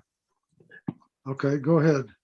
And as serious concern, this came up during the campaign where we discovered that there had been bikes lanes on Cutting Boulevard that was impeding handicaps getting out of vehicles and so forth. And I don't recall having approved, but there are a lot of things that I don't recall. But the fact is that there's outcry from the community currently that they were not involved. And I think you'll hear from some of the speakers that will allude to those exact facts, that we are moving bicycle lanes all over the city. And it's not just the one there on Cutting Boulevard in Point Richmond. As my understanding, the intent is to take it all the way to the freeway, I-80. And who knows, maybe 23rd Street is another one. So the public is not being actively aware or included in the decision-making process. We vote on things that sounds good and looks good, but lo and behold, it comes back to bite us in the tailbone when they start the implementation of it. So that was the reason I asked it to be taken off. There are a number of speakers who want to express themselves. And I think that the community, the council need to hear from them as to their feelings and position. So I'll yield to the speakers that have signed up and want to express themselves. Do we have any other council members wish to speak or ask questions on this item? Okay, we'll call the public speakers. Yes, we have 3 public speakers so far: Philip Rosenthal, Lisa Johnson, and Naomi Williams. Philip, you may begin. Happy holidays, council members, and thank you, Council Member Bates. My name is Philip Rosenthal. My family has lived in our home in Point Richmond for over 60 years. I am the president of the Point Richmond Neighborhood Council, and I'm speaking this evening on behalf of the board and most of the membership. We are often painted the second we ask for transparency on bike lanes, or we try to point out the dangers and challenges and try to be part of the conversation. We are immediately painted as anti-bike lane, as though we're some type of animals who only want to drive our cars and have to have it our way. This is far from the truth. Lately, the city council has been told by staff that there's been extensive outreach. Most of the outreach occurred over 3 years ago, and the results are entirely different in every way than what was presented 3 years ago. We all woke up recently to find that Cutting Boulevard had been striped in such a way that it completely eliminated emergency evacuation, and that the elementary school was no longer able to let the kids in and out because nobody talked about the plan before building it. If you do approve this additional funding, we would like to do so with the contingency that the city be required to reach out to the public, hopefully by mail, like Claudia suggested, a full outreach, so that we can comment on what the dangers and opportunities are in our neighborhoods. And that the 3 meetings that we have requested, that will include the 3 affected neighborhood councils and the businesses who are driving huge tractor trailers up and down Cutting, can participate in as well. It has to be transparent. Thank you. The next speaker is Lisa Johnson. Lisa, you may begin. Great. Good evening, Mayor, Vice Mayor, and council members, and happy holidays.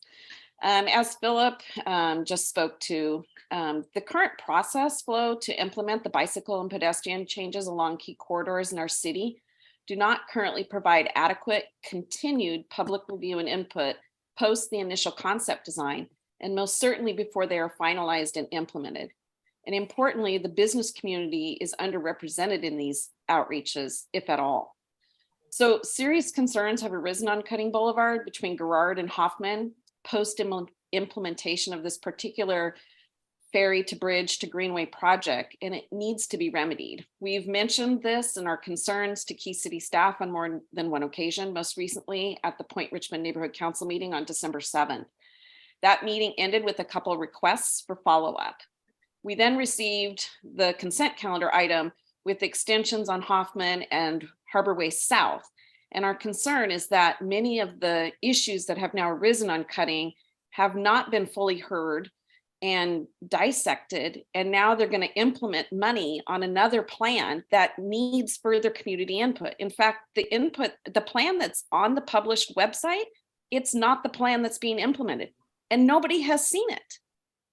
So we are asking you guys to just step back, and if you approve this, approve it with contingencies. And I emailed the council this evening with our requests. As Philip said, we are asking the Point Richmond, Iron Triangle, Santa Fe, and Coronado neighborhood councils collectively want the city council to ask staff to meet with these representatives from each of these neighborhood councils, discuss the issues, discuss the plans, and make sure that they are safe. We all want a safe plan. And we don't want a plan that results in increased unsafe factors, such as resulted on Cutting Boulevard. So please, respectfully, we're asking you to provide these contingencies in anything you approve this evening. Thank you and happy holidays. Thank you. The next speaker is Naomi Williams. I agree with both of the speakers that just spoke. I'm looking at Carlson. They taken Carlson, which is a boulevard, and the definition of a boulevard is 4 lanes, and putting it into the category of a bike lane. They want one side bike lane, 1 lane bike lane, and 1 lane for the cars. Now, Carlson is a main street that goes all the way to the downtown Richmond, which a lot of people travel. And there's only one side that have houses, the public houses, Crescent Park, Monterey Pines, and those other public works can only go down one side. So I'm wondering, why did they even pick Carlson and want to make it a bike lane? Because they say a few people have said there's traffic that's going too fast, but there's only one side of the street that have living. On the other side is the railroad. So they shouldn't even bother Carlson as a way to do the bikes. I know in Berkeley they have bike lanes, but they don't have them on the main street. So I was wondering, is there some way that they can try to look at it and see that we live on one side and the trains live on the other side and there's no in between? So I'm just wondering, I guess that's all I have to say right now, unless I can get an invitation to talk about it in a meeting that could make sense for us. And it is on the south side of Richmond, so maybe that's why. Okay, thank you. Thank you. The next speaker is Bruce Bayard. Mayor Butt, members of the council, my name is Bruce Bayard, Chair of Track, the Trails for Richmond Action Committee. February last year, the City Council voted to approve the award-winning Ferry to Bridge Complete Streets Plan. And a little later last year, in July, you approved a priority project contract to construct 2.25 miles of bike and pedestrian improvements on Harborway South, Hoffman Boulevard, and Cutting to link the ferry terminal with the Point Richmond Gateway. Despite delays and cost increases due to complexities introduced by BNSF and Caltrans, Public Works was successful in bringing the project to the current 95% completion. However, 89,000 grant funds is needed to complete the last 5% of the project on Hoffman Boulevard, where protected bike lanes especially badly needed. Point Richmond residents expressed concerns about the Cutting implementation, and Public Works has offered to address those and should. But please don't let that delay approving this contract amendment to carry out the badly needed bikeway needed on Hoffman Boulevard. I hope, Mayor Butt, you will let Public Works make a presentation on this project and why they're requesting this contract amendment. The new Public Works Directors, Daniel Echeverria, has agreed very constructively to work with the Point Richmond Neighborhood Council on addressing their concern. Change is hard, and the new bikeway on Cutting is hard, but it really shouldn't delay carrying out the badly needed improvements on Hoffman Boulevard, which is a curving, high-speed section of roadway with a very heavy bicyclist traffic going between Marina Bay, Point Richmond, and the Richmond San Rafael Bridge. Thank you. Thank you. The next speaker is Sarah Cantor. Sarah, you may begin. Hi, thank you. I just wanted to respond to Councilmember Bates' comment about wheelchair users not being able to access roads or bike lanes being a challenge for wheelchair users. I am a wheelchair user, and I appreciate the concern. And the main issue, I think, is actually curb cuts. The bike lanes do not challenge. The bike lanes can be shared by wheelchair users and bikes. And that the real issue is when we have to ride in the street and share the street with cars because there are no curb cuts. And so we can't ride on the sidewalk at all. Thank you. Thank you. And that was our last speaker. Okay, are there any further comments from council members? I just want to point out that despite what some people said, the city council did approve this project in 2021. And I think that's why it was on the consent calendar, because, once it's approved, there was no indication that somehow it needed to be relitigated and reapproved. I think the bike lanes they're building are great. It's making biking a lot safer. We're getting a lot more people riding bicycles through Richmond now. And I think it's just great. I realize there's some people out there who don't like change. They don't like bicycles. And I guess that's not going to change as long as they're around. But I think what we're doing is great. And I think people really appreciate it. Vice Mayor, go ahead. Yes, I'm going to agree with the mayor on this. We are a changing culture, and the culture is changing to more ambulatory bicycle types of transportation. There's just one issue that I have with the Cutting Boulevard. I've noticed, I don't know if this happens to other people, but for me, leaving first and making a left-hand turn onto Cutting, I want to go on the other side of the yellow markers because that's at nighttime, that's the most visible thing, and that's the most visible separator. So is there some way that we can make the real divider between the opposing traffic more prominent, so that a driver at night isn't apt to drive too far before he turns?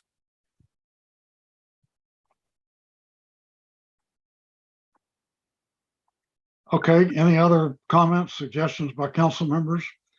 Do we have a motion? Yeah, Mr. Mayor, I'd like to make a motion. I'd like to make a motion that this matter be referred back to allow the community for full participation, and that if there are plans to extend it all the way to I-80, which include the Laurel Park and the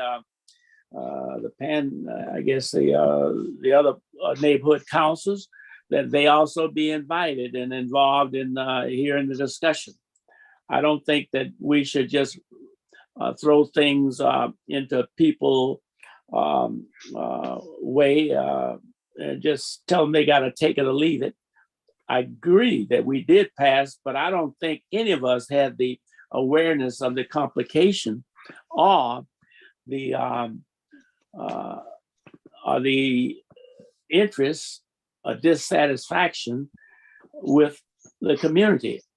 If you want a project, in my opinion, you want inclusive participation so that when they walk away, everybody's on the same wavelength, and they're not going to get everything they want, but they can get, compromise and get some of it.